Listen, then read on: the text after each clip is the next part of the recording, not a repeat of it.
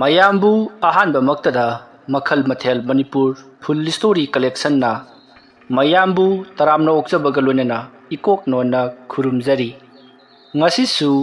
ꯃꯌꯥꯝꯒꯤ ꯉꯥꯏꯍꯥꯛ ꯄꯣꯊꯥꯅꯕꯒꯤꯗꯃꯛꯇ Manipuri horror story ꯑꯃꯃꯨꯛ ꯄꯨꯗꯨꯅ ꯂꯥꯛꯆꯔꯤ꯫ ꯍꯣꯔꯔ ꯁ꯭ꯇꯣꯔꯤ ꯑꯁꯤꯒꯤ ꯃꯃꯤꯡꯅ ꯚꯨꯠꯀꯤ ꯃꯇꯦꯡ꯫ ꯋꯥꯔꯤ ꯑꯁꯤꯅ ꯍꯤꯡꯂꯤꯕ ꯑꯃꯗꯤ ꯂꯩꯈꯤꯗ꯭ꯔꯕ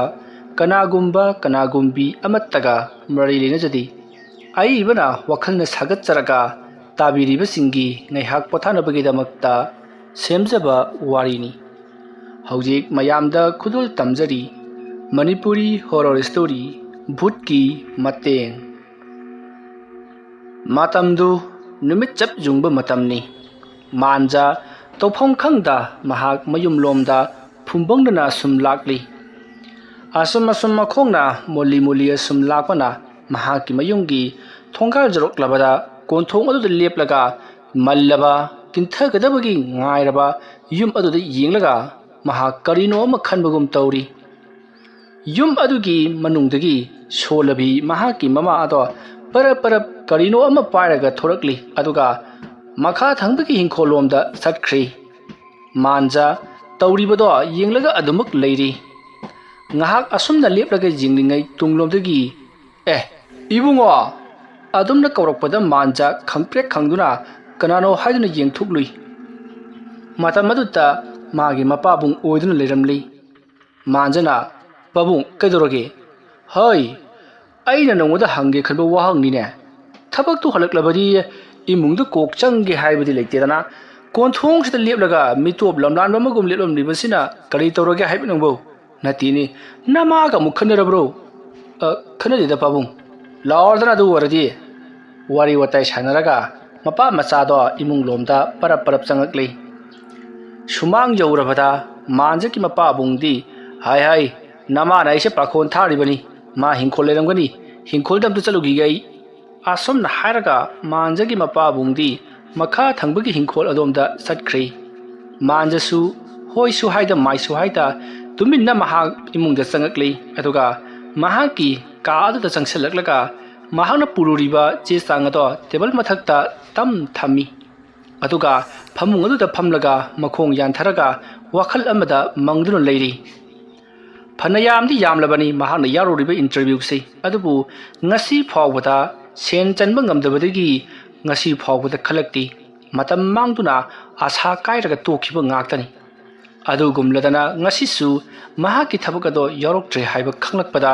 ꯌꯥꯝꯅ ꯃꯊꯥ ꯁꯥꯅ ꯃꯥꯟꯖꯥ ꯃꯌꯨꯝꯂꯣꯝꯗ ꯍꯜꯂꯛꯂꯤꯕꯅꯤ꯫ ꯃꯍꯥꯛꯀꯤꯅꯤ ꯍꯥꯏꯗꯅ ꯌꯣꯟꯊꯣꯛꯇꯨꯅ ꯁꯤꯖꯤꯟꯅꯕ ꯌꯥꯕ ꯃꯥꯟꯆꯥꯡꯁꯨ ꯑꯃꯠꯇ ꯂꯩꯇꯦ꯫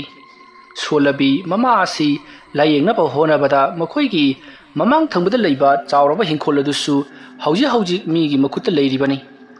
ꯆꯍꯤ ꯑꯃ ꯑꯅꯤꯁꯤꯗ ꯍꯟꯗꯣꯛꯇꯕ ꯇꯥꯔꯒꯗꯤ ꯑꯁꯤꯁꯨ ꯃꯈꯣꯏꯒꯤ ꯃꯤꯡꯗ ꯑꯣꯟꯁꯤꯜꯂꯁꯤ ꯍꯥꯏꯔꯛꯂꯅꯤ ꯈꯜꯂꯨꯕꯗ ꯃꯥꯟꯖꯥ ꯐꯝꯂꯤꯕꯗꯣ ꯀꯗꯥꯏꯗꯅꯣ ꯍꯥꯏꯕ ꯐꯥꯎꯕ ꯃꯍꯥꯛ ꯒ꯭ꯌꯥꯟ ꯇꯥꯗ꯭ꯔꯕꯅꯤ꯫ ꯑꯁꯨꯝꯅ ꯐꯨꯝꯕꯪꯅꯗꯨꯅ ꯑꯁꯨꯝ ꯂꯩꯔꯤꯉꯩ ꯃꯥꯟꯖꯥ ꯃꯍꯥꯛꯀꯤ ꯋꯥꯈꯜꯗ ꯀꯔꯤꯒꯨꯝꯕ ꯑꯃ ꯅꯤꯡꯁꯤꯡꯂꯛꯂꯤ꯫ ꯃꯗꯨꯗꯤ ꯉꯍꯥꯟꯋꯥꯏ ꯃꯈꯣꯏꯅ ꯂꯩꯄꯨꯡ ꯐꯝꯂꯤꯉꯩ ꯑꯍꯜꯁꯤꯡꯒ ꯋꯥꯔꯤ ꯋꯥꯇꯥꯏ ꯁꯥꯟꯅꯕ ꯃꯇꯝꯗ ꯂꯥꯏꯇꯜꯒꯤ ꯃꯇꯦꯡ ꯂꯧꯗꯨꯅ ꯄꯩꯁꯥ ꯄꯨꯕ ꯌꯥꯏ ꯍꯥꯏꯕꯁꯤ ꯃꯍꯥꯛꯅ ꯍꯧꯖꯤꯛꯇꯗ ꯅꯤꯡꯁꯤꯡꯂꯛꯄꯒꯨꯝ ꯇꯧꯏ꯫ ꯂꯩꯕꯨ ꯂꯩꯔꯛꯇ꯭ꯔꯕꯗꯤ ꯉꯝꯕꯨ ꯉꯝꯂꯛꯇ꯭ꯔꯕꯗꯤ ꯃꯈꯜꯒꯤ ꯖꯥꯠꯀꯤ ꯎꯄꯥꯏ ꯌꯦꯡꯉꯤ ꯍꯥꯏꯕꯗꯨꯅꯤ꯫ ꯃꯥꯟꯖꯥ ꯑꯗꯣꯝꯗ ꯑꯣꯏꯅ ꯂꯥꯏꯕꯛ ꯌꯦꯡꯁꯤꯔꯥ ꯍꯥꯏꯗꯨꯅ ꯋꯥꯈꯜ ꯃꯑꯣꯟ ꯈꯟꯕ ꯍꯧꯔꯛꯂꯤ꯫ ꯑꯃꯨꯛꯁꯨ ꯈꯜꯂꯤ ꯃꯊꯃꯣꯏꯗ ꯑꯣꯏꯔꯣꯏ ꯄꯥꯔꯣꯏꯗꯕ ꯉꯥꯛꯇꯅꯤ, ꯑꯗꯨꯝꯅ ꯌꯥꯔꯗꯕꯨ ꯀꯔꯤ ꯇꯧꯕꯒꯤ ꯃꯥꯏꯕꯁꯤꯡ ꯑꯁꯤꯅ ꯂꯥꯏꯔꯒꯗꯧꯔꯤꯕꯅꯣ? ꯃꯈꯣꯏ ꯑꯆꯧꯕ ꯃꯟꯇ꯭ꯔꯤ ꯃꯟꯗꯣꯟ ꯑꯣꯐꯤꯁꯥꯔ ꯉꯥꯛꯇ ꯑꯣꯏꯔꯝꯕ ꯌꯥꯏꯅ ꯍꯥꯏꯗꯨꯅ ꯃꯊꯃꯣꯏꯗ ꯊꯥꯖꯗꯕ ꯑꯃꯗꯤ ꯑꯗꯨꯃꯛ ꯄꯣꯛꯂꯤ꯫ ꯑꯁꯨꯝꯅ ꯃꯍꯥꯛ ꯈꯟꯅ ꯑꯃꯨꯛ ꯐꯝꯃꯤ ꯑꯃꯨꯛ ꯂꯦꯞꯄꯤ꯫ ꯑꯁꯨꯝ ꯇꯧꯔꯝꯕꯗꯒꯤ ꯏꯁꯤꯡ ꯈꯧꯔꯥꯡꯂꯛꯂꯕ ꯃꯥꯜꯂꯤ꯫ ꯃꯥꯟꯖꯥ ꯆꯥꯛꯁꯪꯂꯣꯝꯗ ꯄꯔꯞ ꯆꯠꯈꯤꯗꯨꯅ ꯏꯁꯤꯡ ꯈꯔ ꯑꯃꯨꯛ ꯊꯛꯂꯨꯏ꯫ ꯈꯟꯕ ꯌꯥꯕ ꯈꯜꯂꯕꯒꯤ ꯃꯇꯨꯡ ꯃꯐꯤ ꯃꯔꯣꯟ ꯑꯗꯣ ꯑꯃꯠꯇꯒ ꯍꯣꯡꯗꯣꯛꯇꯕ ꯃꯈꯩ ꯃꯈꯣꯏꯒꯤ ꯂꯩꯀꯥꯏꯗ ꯂꯩꯕ ꯑꯃꯥꯏꯕ ꯒꯨꯔꯨꯖꯤꯠꯀꯤ ꯃꯅꯥꯛꯇ ꯂꯥꯛꯂꯤ꯫ ꯃꯥꯟꯖꯥꯅ ꯑꯃꯨꯛ ꯊꯣꯡꯒꯥꯜꯂꯣꯝꯗ ꯊꯣꯛꯈꯤꯕꯗꯨꯗ ꯃꯥꯟꯖꯥꯒꯤ ꯃꯃꯥꯒ ꯃꯄꯥꯒꯅ ꯍꯥꯏꯅꯍꯧꯏ꯫ ꯏꯕꯨꯡꯉꯣꯁꯦ ꯃꯥꯁꯤ ꯊꯕꯛ ꯑꯃꯇꯪ ꯂꯩꯇꯕꯁꯤꯗ ꯉꯥꯎꯆꯠꯅꯔꯦ ꯑꯉꯥꯡ ꯑꯁꯤ꯫ ꯑꯩꯈꯣꯏꯅꯁꯨ ꯃꯥꯒꯤ ꯄꯩꯁꯥ ꯍꯥꯏꯗꯨ ꯄꯨꯊꯣꯛꯄꯤꯔꯒ ꯊꯕꯛ ꯏꯪꯈꯥꯡ ꯑꯁꯤ ꯌꯥꯎꯍꯟꯕꯤꯕꯁꯨ ꯉꯝꯗꯦ꯫ ꯑꯣꯟꯊꯣꯛꯄꯒꯤ ꯂꯥꯏꯕꯛ ꯍꯥꯏꯕꯗꯨꯅꯤ꯫ ꯂꯧ ꯃꯆꯦꯠ ꯑꯃꯈꯛ ꯂꯩꯖꯔꯝꯕꯗꯨꯁꯨ ꯌꯣꯟꯊꯣꯛꯈ꯭ꯔꯦ꯫ हिंखोल मचत अमा लेरंबा सिसु हौजिक हौजिक मीगी मखुता लेरी खांद्रे अखुना तौगदोरिबसे युमफम मजे से योंथोकलगा पैसा अदु पीसी हायरबसु खनबीरकनिबु हायरबदी हिंखोद नतेने अखोई फावबो योंथोकलगा पीगे हायरिबनी अदुगा करिगुंबदे हेक खलक्त्रबदी अखोई से अरेंबद वादना तोकदोरिबनी मदुदे हेक खल्लुबदा इबुंगो से यंगु हौगलगा अमुक थोखरे अहल अनी असिना थबक सुरिबसि करिनो हायबा फावो यंगमदिनसे कदायदनो माना अमुक चटखिबसिना अहल अनीदुना ngang horiबदु करिसु ताबा नती मांजा परप परप असुम लाकपना अमाइबा गुरुजित की थोंगाल जौसलकली थोंगाल अदु लेपलगा करिनो अइना अमाइबदुदा हायरुगदुरिबसिबो परप परप संगगा आई लाइदगी पैसा बुबा पामी बुतगी पैसा बुबा पामी मंत्रदो अइमुदु पियु हायरुरबदी खुपाक चादुना तोकनी करी करम तौसिगे फागी याबा थबकसु नती हायदुना महाक करमना वा हौदोकसिगे खंदुना मांजदो लेपलगा सुम खल्लगा लेरी अदुना महाना मंगलगा करी हाइसिगे अइबो आइना तौगदुरिबसिबु करिनोने हायदुना खल्लगा सुमक लेरिङै तुंगलोमदगी कनानोने इबुंगो हायदुना कौरकपदा मांजा खंप्रेखे खंगी मांजना ए तामो अई मामा उनजगे नंत लाक्चरिबा ओ अदु ओरगना कोक चंगोदना नंगना सिदा लेपगा लेरिबदुबु करिगिनो ला ला ला हुई किबैदने होय होय तामो एरा ला ला ला निपाना तदौना इमुंगदसु मी लेहौबनिने असुमना हायरगा मांजबु पुसलकले असुम असुम संगसिलकपना युंगी सुमांग यरकलबदा गुरुजित की महाकी मचानुपा अदुना महाकी मपाबुंगबु कौथोरकले मतमदुदा गुरुजित संगोलोमदगी होय ऐ सोमदा लैने हायदुना खुमलकपदगी गुरुजित की मचानुपा अदुना ए पाबुंगदसिदा लेरे असुमना हायरमलगा मांजदा चंगुरो हायरमलगा मचानुपादुदी अदुमक चटख्री मसिदगिदी मांजदो गुरुजित की मनाक तमना लाकले मतमदुदा गुरुजितना कनानोने मसिनामु करियमु हायरुगदुरिबजानो थबक मतासिगा असुमना खल्लगा लेरिङै मांजा चंगसिलकलगा गुरुजितना सन सेवा तौरिबदु येंगदुना लेरी वादी अमता ngang चुमजिंग लेपगा सुम लैबा अदुदा गुरुजितना इबुंगो कैदौसेबा करै तानाजेबा अदुमना हायरकपदा मांजना मामा अखोइगी सिबु सनसिबु मामिकिसिबु योनगदौरिब्रो ए मीना गाइगी सनसि योनेगाना हायब्रने अदुगी नतेदा ए अदुगी नत्रगा करिगी हंगिबा कैदोरोगेने नंगबो अदुमना हंगरकपदुदा मांजा करी हायना हायगदबनो हायबा खनफम खंगलमती मसिदगिदी मांजदो करी करिनो खरा पंगांगदा ngang हौरकले मतमदुदा गुरुजितना हाय नंगना ngangiबदुबु करियोने क्या मेम तादी ngang लेरगा संजोनिगदरा मु हंगी ngang लेरगा पैसा लेगदरा मु हंगी ngang लेरगाना थबक अमदा जमिनरुसिमु हाय नती नंगी सिबो करी करिनो खरा चासलुरगा ngawबलकपदगी आइगी थोंगादा चंगकलगा आइगी उनरिब्रो अदुमना हायरकपदा मांजा खुमफम खंगद्रदुना महाक सोर सानो होंतुई मसिदगिदी संगोल अदुगी मताइदा फैरगा लेरिबा वा फैबा मदा फमलगा मामा अने लाक्चरिबसे मामदा करिनो वा अमतंग तनाजगेदन लाक्चरिबनी होइने अदु करिनो सरेता हायुदना नंगना सन लैबा योनबा पैसा पुबना सुम तौरगा लेरे अस मामा अइना हाइगदो वासे मथोंग जाबा वादी नतबा हे मथोंग जाबा वा ओइगेरा ओइरोइरा हेक्ता महायुने हाय नंगिसी आई कैनोमा खंगजिले मामा करिनो नंगिसी नुपी फाबियो हायरकदबा माली हाय हाय मदो कुइना चतबनिको नुपीदो ngawगनबनी नुपीदो ngawखरबदी नंग नाथवाय नुंगाय हौरोइको मामा अदुगी नतेदा करी अदुसु नतबा होय मामा अदुदी करिनो हायरोदना आइसे सजिक फानबा चकदोरिबनी मतम मांगहनगनुरिको मामा सुमदौबनी लाइटिन बुतगी पैसा पुबा याय हाइबसिबु चुमब्रो मामा ए अदुना अमुक कनाना हाइरिबा होइने सुमबबुदी सुमेने नती नंगसु बुतगी पैसा पुगे हाइरिब्रो मामा सुम खलिबा ए तरुनु यामने खुदोंग थिनिंगाय ओइख्रबा थबकनी मीना तौनै हादना थोक हेता तौबा याबा थबक नतेको हे पैसाबु अदुमना पुबा यारबदी कदोबके अखोइना सन सेवा तौजरुनेगेना मिनाई थंबका तौरोइद्रो मामा अदुसु चुम्मी अदो करी करी तौगेबा मसिबो आई पैसा के दरकार याम ओइरबा हौजिकसे आई हाइगेसे मुनताव नंगना बुत्तगी पैसा पुबा हाइबसी पैसादु नाहाना अमुक सिंगदौरिबनी होय मामा आई सोदन सिंजगी इहे पैसादो सिंबा ngakतना याबा नथिने पैसादु पुरगा ओरेंदो हायेंदो मथंग चहीदो सिंगगे हाइदना हाइनरगा थादोखिबा याबा ओइरगदी को हेक लाइगदबा पैसादु सिंबकी मतम जौद्रिबा फावबदी नंगना मासे सेनगदरिबनी सानगदरिबनी अदु नंगोंदा वागनी हाइबगी वानिदा अदुबो नत्रबदी कदुबगी मंगोंदा पैसा पुबा यारोइदरिबनो अदुगी सुमथक्ता मानने नंगसे लोइनदनबा तिनदनबा होनरकदरिबनी हाइनदनबा मौंगदा हाइतारेने मतम मदुता नंगना मासे थादोकपसु यारोय मरमदी पैसादु सिंद्रा नंग थादोक लुरबदी नंग अरेमबदा वादना तोकनिको न थवाई मांगदरिबनी न थवाई मांगबदा नतना नंगे थवाई से लाइरैबाक्ता लाई अदुगी मनाई ओइना वाना लेगदरिबनी मुन्ना वखल तौरगा थबक पांथोकदबनी हाइरिबा थबक मयाम से लेबगिनी लाइदगी पैसा पुनद्रिबसे को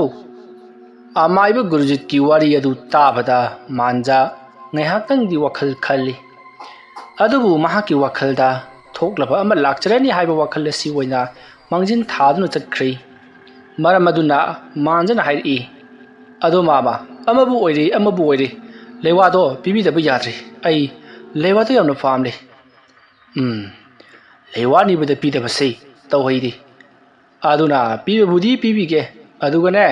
फत्तनुंग थोक्लबदी अइंगोंद बाहिरे नोइबे यारोइको अदुना नंगी पाबरा इमारा मा लाकमिनो अदुगा थबगदो अय नंगोद सिनरगेको अस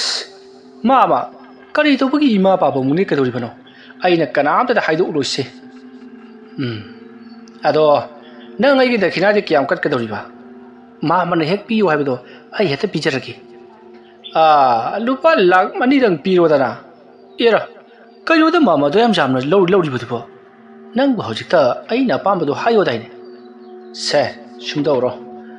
पैसादो पीदबदी तौहैदी लुपा चामली चौंगादंग पोरओ अदुगने लेवादुबदी अइना हेक पीदरगे पैसादो पुरगे लाकपनबदा को होय अदुदी अइ चलगे मामा असुमना हाइरमलगा मानजदु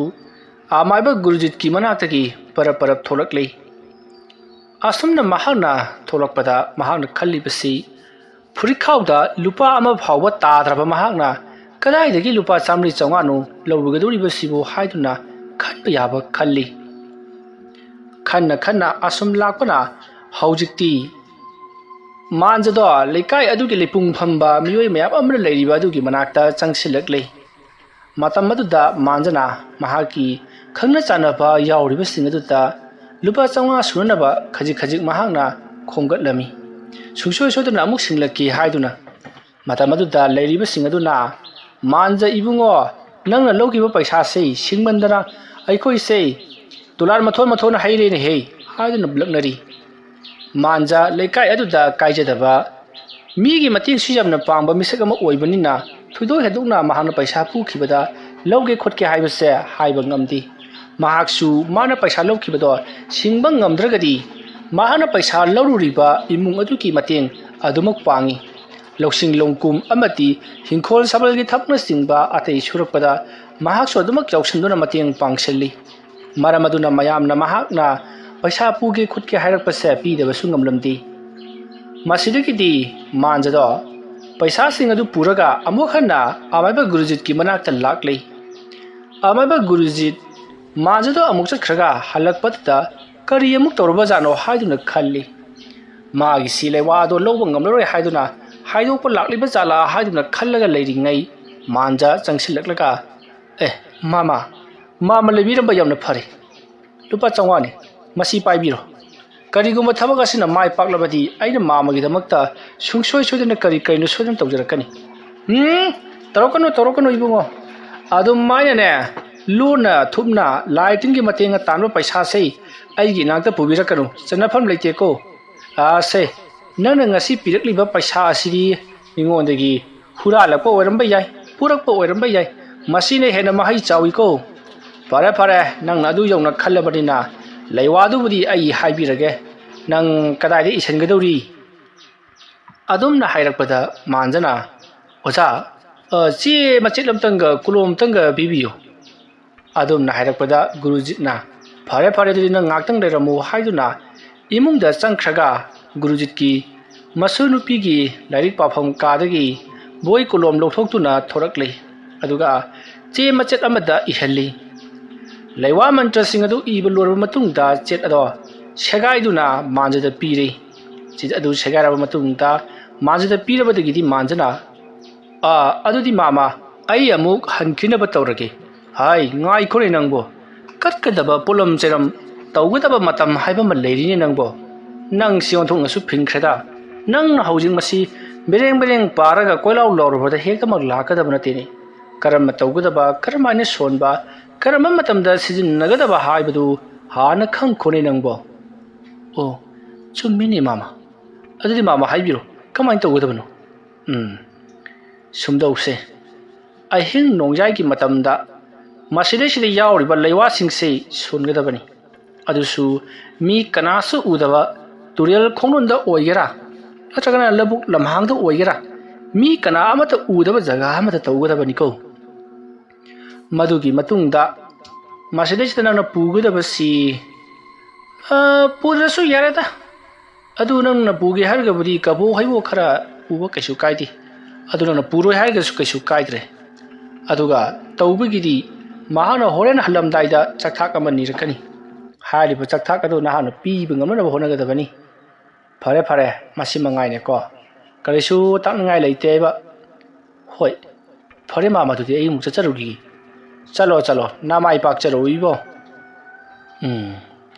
sat khrene masi ga ngangsi karam thoga ba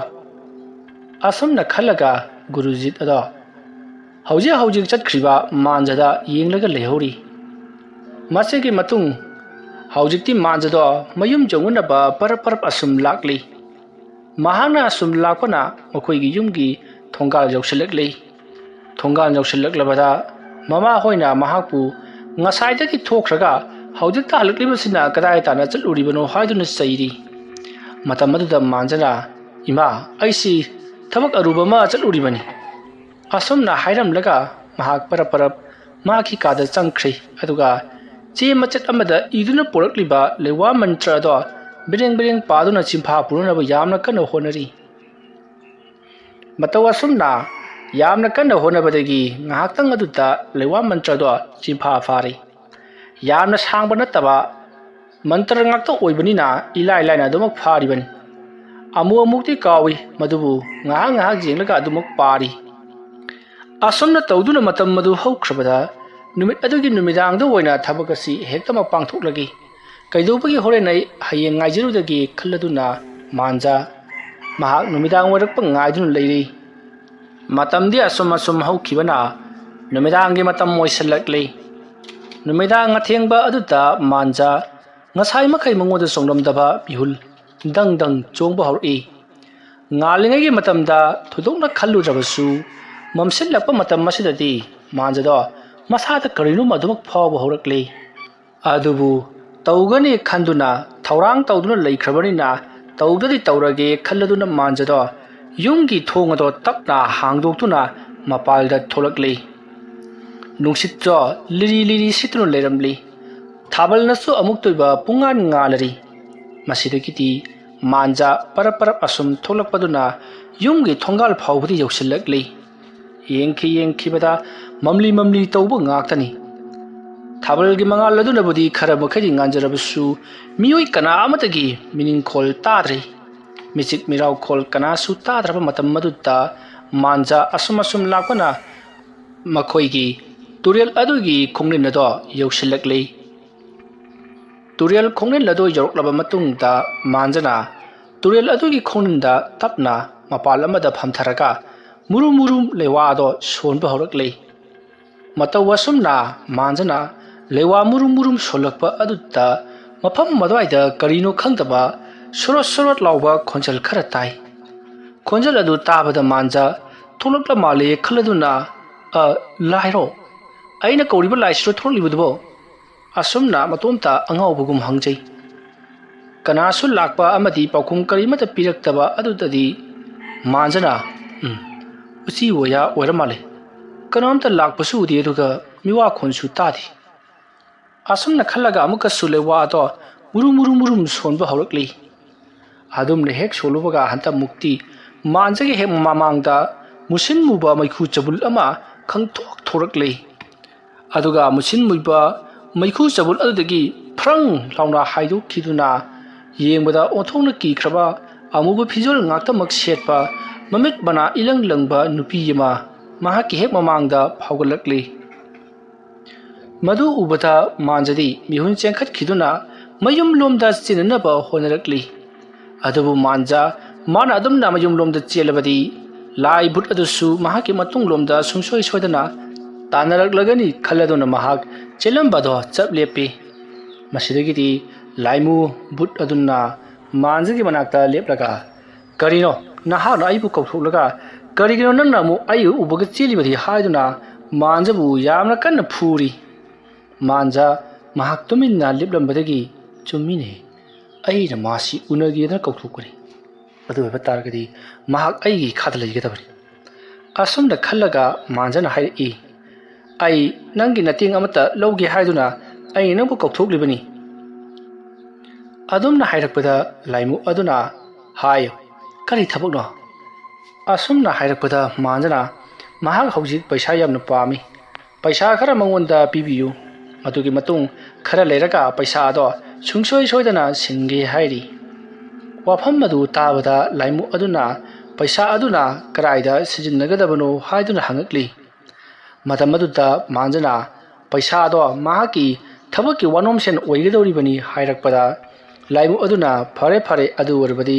ꯅꯍꯥꯛꯅ ꯄꯥꯝꯂꯤꯕꯗꯨ ꯀꯌꯥꯅꯣ ꯍꯥꯏꯗꯨꯅ ꯍꯪꯉꯛꯂꯤ ꯃꯥꯟꯖꯅ ꯃꯍꯥꯛꯅ ꯄꯥꯝꯂꯤꯕ ꯁꯦꯟꯐꯝ ꯑꯗꯨ ꯍꯥꯏꯔꯕꯗ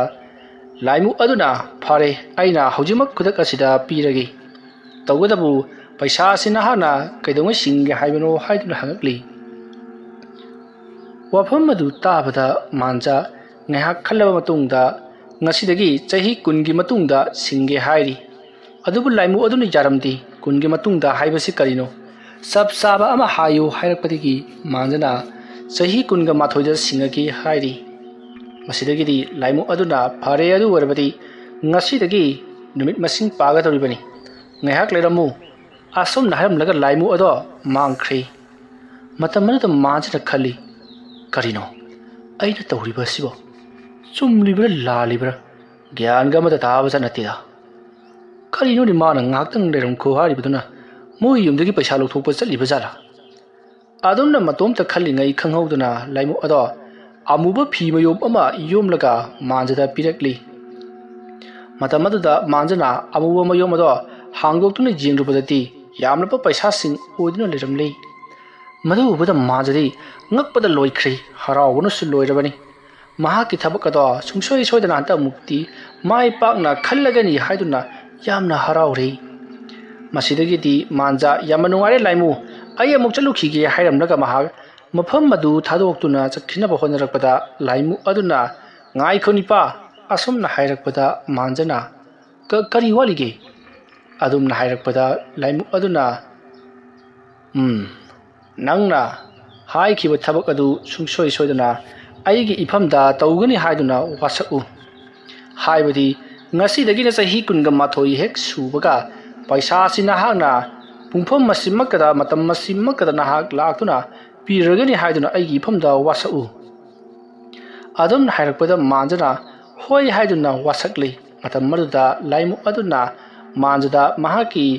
ꯏ ꯈꯔ ꯄꯤꯔꯛꯅꯕ ꯍꯥꯏꯕꯗꯒꯤ ꯃꯥꯟꯖꯅ ꯀꯝꯗꯧꯅ ꯏ ꯄꯤꯒꯗꯧꯔꯤꯕꯅꯣ ꯍꯥꯏꯗꯨꯅ ꯍꯪꯂꯛꯄꯗ ꯂꯥꯏꯃꯨ ꯑꯗꯨꯅ ꯃꯍꯥꯛꯀꯤ ꯅꯥꯀꯟꯗꯒꯤ ꯁꯔꯨ ꯃꯆꯦꯠ ꯃꯥꯟꯕ ꯀꯔꯤꯅꯣ ꯑꯃ ꯄꯨꯊꯣꯔꯛꯂꯤ ꯃꯗꯨꯅ ꯃꯥꯟꯖꯒꯤ ꯃꯈꯨꯠ ꯈꯨꯕꯥꯛ ꯑꯗꯨꯗ ꯁꯠ ꯂꯥꯎꯅ ꯆꯤꯡꯕꯗꯒꯤ ꯏ ꯈꯔ ꯊꯣꯔꯛꯂꯤ ꯍꯥꯏꯔꯤꯕ ꯏ ꯑꯗꯣ ꯂꯥꯏꯃꯨ ꯑꯗꯨꯒꯤ ꯈꯨꯕꯥꯛ ꯑꯗꯨꯒ ꯇꯥꯍꯜꯂꯕ ꯃꯇꯨꯡꯗ ꯈꯨꯕꯥꯛ ꯑꯅꯤꯗꯣ ꯄꯥꯏꯁꯤꯟꯅꯔꯕ ꯃꯇꯨꯡꯗ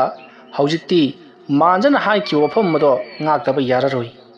ꯃꯁꯤꯗꯒꯤꯗꯤ ꯃꯥꯟꯖ ꯃꯐꯝ ꯑꯗꯨ ꯊꯥꯗꯣꯛꯇꯨꯅ ꯃꯌꯨꯝꯂꯣꯝꯗ ꯍꯜꯂꯛꯂꯤ ꯃꯗꯨꯒꯤ ꯃꯇꯨꯡ ꯃꯥꯟꯖ ꯌꯥꯝꯅ ꯍꯔꯥꯎꯅ ꯃꯌꯨꯝꯗ ꯆꯪꯂꯛꯂꯒ ꯊꯣꯡ ꯑꯗꯨ ꯂꯣꯟꯁꯤꯜꯂꯤ ꯃꯥꯒꯤ ꯀꯥꯒꯤ ꯊꯣꯡ ꯑꯗꯨꯁꯨ ꯂꯣꯟꯁꯤꯜꯂꯤ ꯑꯗꯨꯒ ꯃꯍꯥꯛꯀꯤ ꯌꯥꯝꯂꯕ ꯄꯩꯁꯥꯁꯤꯡ ꯑꯗꯣ ꯃꯊꯪ ꯁꯨꯔꯕꯔꯥ ꯍꯥꯏꯗꯨꯅ ꯃꯁꯤꯡ ꯊꯤꯗꯨꯅ ꯌꯦꯡꯂꯤ ꯃꯇꯧ ꯑꯁꯨꯝꯅ ꯃꯥꯟꯖꯅ ꯃꯁꯤꯡ ꯊꯤꯔꯛꯄꯗ ꯃꯁꯤꯡ ꯑꯗꯣ ꯁꯨꯔꯦ ꯍꯥꯏꯕ ꯈꯪꯂꯤ ꯃꯁꯤꯗꯒꯤꯗꯤ ꯃꯥꯟꯖ ꯅꯣꯡꯉꯥꯜꯍꯟꯅꯤꯡꯕꯅ ꯃꯍꯥꯛ ꯉꯥꯎꯔꯤ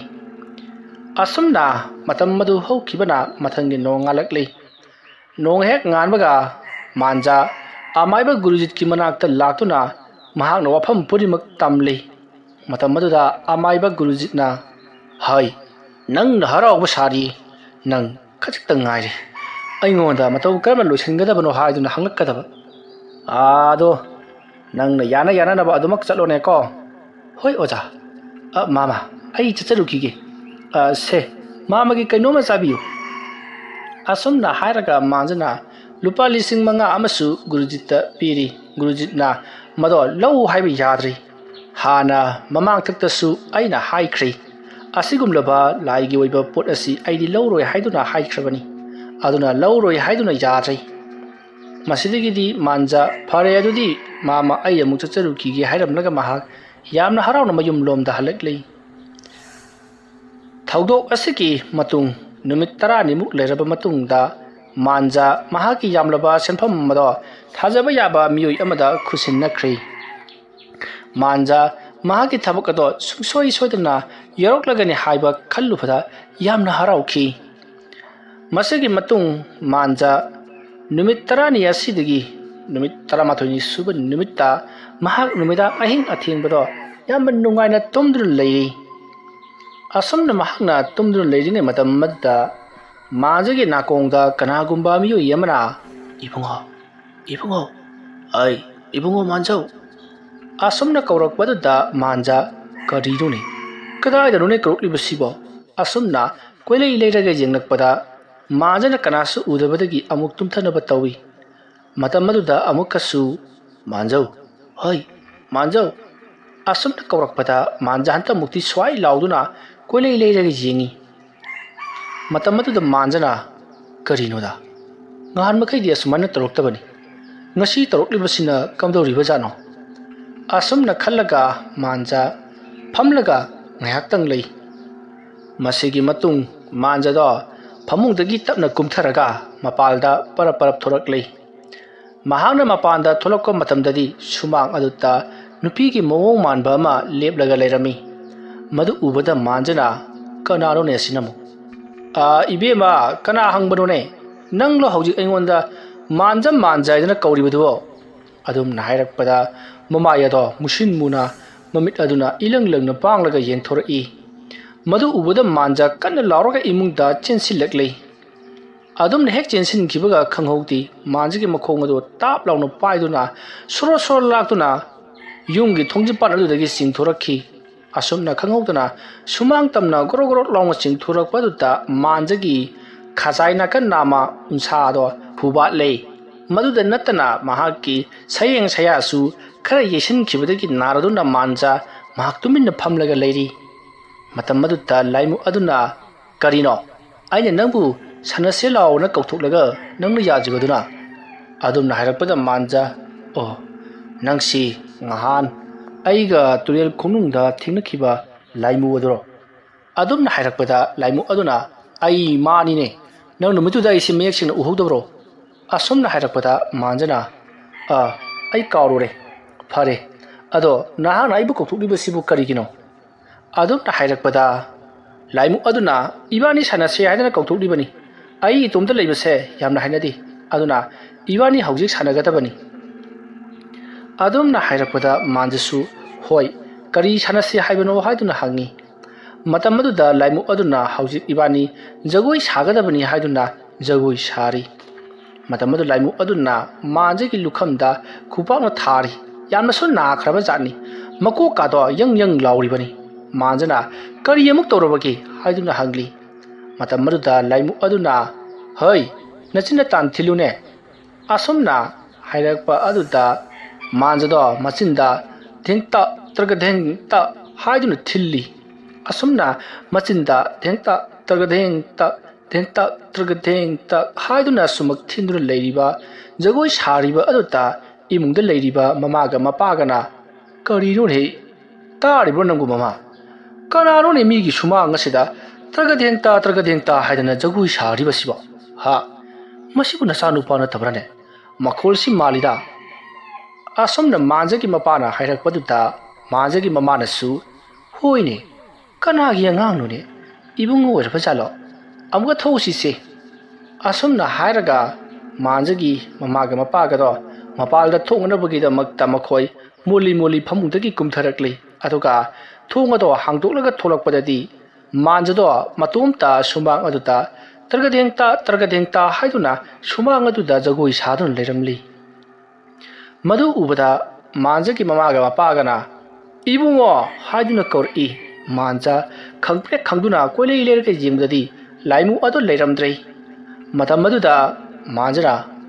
babung oi karino nang na hing nungai asita tawri base ha mi na uraga kari khangadori chango yamathuna chango hoi babung hai la sitilo ai mama thonglon salu asumna hairakpada manjagi mamana thongado lonsin khrei masigi matung manjagi mapabungna karino ibungo nangna numidang asida tawrum leba sibo natine nangbo lai goknara phar haibani as pabo kari tawrge ibo adi jagoi sabaji bu yadrabro ihe nangna jagoi sabado yati haiba natine nangna tawrum libudu kanana tawajna tawriba noiba pabo aibu kari khonsige somda phone da ne aiga wari sandarambanida aduda mana lai haraugi tan thinba haibra na hangakpaduda aina haine haidana chinna sum thilambanida ya bhut asidi pabung bhut adi natida ihe hai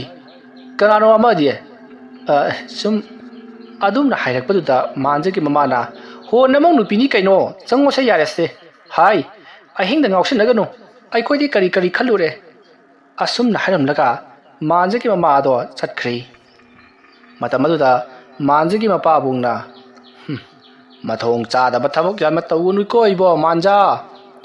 asumna hairamlaga chatkhri manja sor sangno hondoklaga magi karomda parap lakli matamaduda matum ta khali karino ne aigi inakti lepaga jagoi saramba laimu aduna kadaida kamdongna yama thuna mangkhriba hayengsu amu kauthura jala tumfamga khangoi poni asumna khallaga manjado adumak tumthakri mataw asumna hariba numit asidagi numidang hinga thengbada manjabu hek kauraktuna manja yumdugi mapanda thoktuna jagoi saba khulokpi sanaba amadi atai masana kaya sanaduna makhoi ngarang yumgi maning mayada leiri manjana aduma toroklabasu mahaki nupiga wari saribani haiduna hekta mama pada khumjanbana magi nupiga wari sari male haiduna aduma khandrun leithokli matamdi asum haukibana haujikti manjagi thabak haidokpagi matamado yausalladuna manjagi thabakado haidorakhi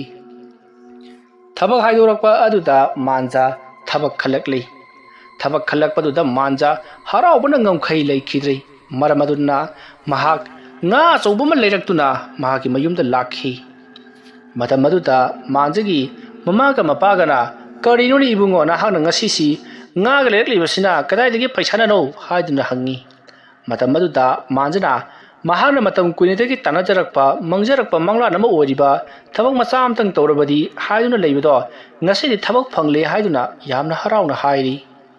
wafam madu tabada mamaga mapagasu makhoigi kai khraba manchang singase hanjinjaba ngamlagani khaladuna yamna haraujari matawa somna makhoi chaba thakpa tawduna yamna nungaina ayuk aduma haukhri masigi matung numidangi matam waisalakli numidangi matam wairakpa aduta manjagi makhoigi khana chanaba bamanaba kharasu lagduna manja thabak jawre tabada karinomdi sasi haiduna makhoi punna charnaba tawri manja asukuirakpase kana amataga punduna chai sing chakcha hajanaba taruktabani maramdi paisa leitabana thangdokningai sel leitabana adubu ngasidi mamanaba ngaina puthoktuna oina tawrasi nahana thabak join torba matungda thabak ꯀꯥꯔꯕ ꯃꯇꯨꯡꯗ ꯊꯥ ꯑꯃꯒꯤ ꯑꯍꯥꯟꯕ ꯐꯪꯕ ꯇꯣꯂꯣꯞ ꯑꯗꯨꯗꯒꯤ ꯑꯩꯈꯣꯏꯕꯨ ꯑꯃꯨꯛ ꯆꯥꯛꯀꯧꯒꯗꯕꯅꯤ ꯍꯥꯏꯗꯨꯅ ꯅꯝꯗꯨꯅ ꯄꯤꯖꯔꯤ꯫ ꯃꯇꯧ ꯑꯁꯨꯝꯅ ꯃꯃꯥꯟꯅꯕꯁꯤꯡ ꯑꯗꯨꯒ ꯂꯥꯡꯗꯨꯅ ꯉꯥꯎꯗꯨꯅ ꯂꯩꯔꯤꯉꯩ ꯅꯨꯃꯤꯗꯥꯡꯒꯤ ꯄꯨꯡ 10 ꯈꯔ ꯍꯦꯟꯖꯤꯟꯈ꯭ꯔꯕꯅꯤ꯫ ꯃꯁꯤꯒꯤ ꯃꯇꯨꯡ ꯃꯃꯥꯟꯅꯕꯁꯤꯡꯁꯨ ꯂꯣꯏꯅꯃꯛ ꯍꯟꯅꯈ꯭ꯔꯦ꯫ ꯃꯥꯟꯖꯁꯨ ꯆꯥꯏꯔꯤꯕ ꯈꯣꯠꯂꯤꯕ ꯃꯌꯥꯝ ꯑꯗꯨ ꯂꯣꯏꯅꯃꯛ ꯂꯣꯏꯁꯤꯜꯂꯕ ꯃꯇꯨꯡꯗ ꯇꯨꯝꯊꯒꯦ ꯍꯥꯏꯗꯨꯅ ꯍꯦꯛ ꯇꯧꯔꯛꯄ ꯄꯨꯡ 12ꯒ ꯇꯥꯔꯛꯄ ꯑꯗꯨꯋꯥꯏꯗꯨꯗ ꯑꯃꯨꯛ ꯍꯧꯔꯛꯂꯤ꯫ ꯃꯇꯝ ꯑꯗꯨꯗ ꯃꯥꯟꯖꯅ ꯑꯃꯨꯛ ꯍꯧꯔꯛꯂꯦꯅꯦ ꯇꯧꯔꯤꯁꯤ꯫ ꯑꯣ ꯊꯣꯛꯂꯛꯀꯦ ꯑꯁꯨꯝꯅ ꯍꯥꯏꯔꯒ ꯃꯥꯟꯖ ꯌꯥꯝꯅ ꯇꯟꯗꯅ ꯃꯍꯥꯛ ꯃꯄꯥꯟꯗ ꯊꯣꯔꯛꯂꯤ꯫ ꯑꯗꯨꯒ ꯂꯥꯏꯃꯨꯛ ꯑꯗꯨꯗ ꯉꯁꯤꯗꯤ ꯏꯃꯥꯟꯅꯕꯈꯩꯒ ꯈꯔ ꯂꯥꯡꯊꯣꯛꯂꯨꯕꯒ ꯀꯔꯤꯒ ꯍꯛꯆꯥꯡꯁꯤ ꯌꯥꯝꯅ ꯉꯝꯗ꯭ꯔꯦ, ꯑꯗꯨꯅ ꯉꯁꯤꯒꯤꯗꯤ ꯁꯥꯟꯅꯕꯗꯨ ꯂꯦꯞꯂꯁꯤ꯫ ꯅꯪꯁꯨ ꯀꯗꯥꯏꯗꯅꯣꯃ ꯄꯣꯊꯥꯔꯨꯔꯣ, ꯑꯩꯁꯨ ꯏꯃꯨꯡꯗ ꯆꯪꯈ꯭ꯔꯒꯦ꯫ ꯑꯗꯨꯝꯅ ꯍꯥꯏꯔꯛꯄꯗ ꯂꯥꯏꯃꯨꯛ ꯑꯗꯨꯅ ꯉꯁꯤꯁꯤ ꯅꯪꯒꯤ ꯊꯕꯛ ꯈꯜꯂꯛꯄ ꯅꯨꯃꯤꯠꯅꯤ꯫ ꯅꯍꯥꯛꯀꯤ ꯃꯥꯏ ꯄꯥꯛꯄ ꯅꯨꯡꯉꯥꯏꯕ ꯅꯨꯃꯤꯠ ꯑꯁꯤꯗ ꯑꯩꯒꯤꯗꯤ ꯀꯔꯤ ꯑꯃꯠꯇ ꯆꯪꯅ ꯆꯥꯛꯊꯥꯛ ꯄꯤꯗꯕ꯫ ꯑꯗꯨꯝꯅ ꯍꯥꯏꯔꯛꯄꯗ ꯃꯥꯟꯖ ꯎꯔꯨꯝ ꯁꯥꯔꯨꯝ ꯇꯧꯔꯝꯕꯒ ꯑꯗꯨ ꯃꯃꯤꯠ ꯆꯐꯨꯃꯨꯛ ꯂꯥꯎꯊꯣꯔꯛꯂꯤ꯫ ꯀꯔꯤ ꯃꯗꯨꯒꯤꯁꯨ ꯑꯩꯅ ꯅꯪꯉꯣꯟꯗ ꯆꯥꯛꯊꯥꯛ ꯇꯝꯒꯗꯕꯔꯣ? ꯑꯗꯨꯝꯅ ꯍꯥꯏꯔꯛꯄꯗ ꯂꯥꯏꯃꯨꯛ ꯑꯗꯨꯅ ꯑꯩꯅ ꯄꯤꯈꯤꯕ ꯄꯩꯁꯥ ꯑꯗꯨꯅ ꯅꯍꯥꯛꯅ ꯃꯥꯏ ꯄꯥꯛꯄ ꯃꯤꯁꯛ ꯑꯃ ꯑꯣꯏꯔꯛꯂꯤꯕꯅꯤꯅ ꯑꯩꯕꯨ ꯅꯪꯅ ꯅꯤꯡꯁꯤꯡꯐꯝ ꯊꯣꯛꯏ, ꯑꯩꯒꯤ ꯆꯥꯛꯊꯥꯛ ꯄꯤꯒꯗꯕꯅꯤ꯫ ꯉꯁꯤꯗꯤ ꯑꯩꯒꯤꯁꯨ ꯆꯥꯛꯊꯥꯛ ꯄꯤꯌꯨ, ꯅꯪꯒꯤ ꯅꯨꯡꯉꯥꯏꯕꯗ ꯑꯩꯕꯨꯁꯨ ꯌꯥꯎꯍꯜꯂꯨ ꯍꯥꯏꯔꯛꯂꯤ꯫ ꯋꯥꯐꯝ ꯑꯗꯨ ꯇꯥꯕꯗ ꯃꯥꯟꯖ ꯀꯔꯤ ꯆꯥꯛꯊꯥꯛꯅꯣ ꯑꯩꯅ ꯅꯪꯉꯣꯟꯗ ꯄꯤꯒꯗꯧꯔꯤꯕꯁꯤꯕꯨ ꯍꯥꯏꯗꯨꯅ ꯍꯪꯉꯤ꯫ ꯃꯇꯝ ꯑꯗꯨꯗ ꯂꯥꯏꯃꯨꯛ ꯑꯗꯨꯅ ꯑꯩꯒꯤꯗꯤ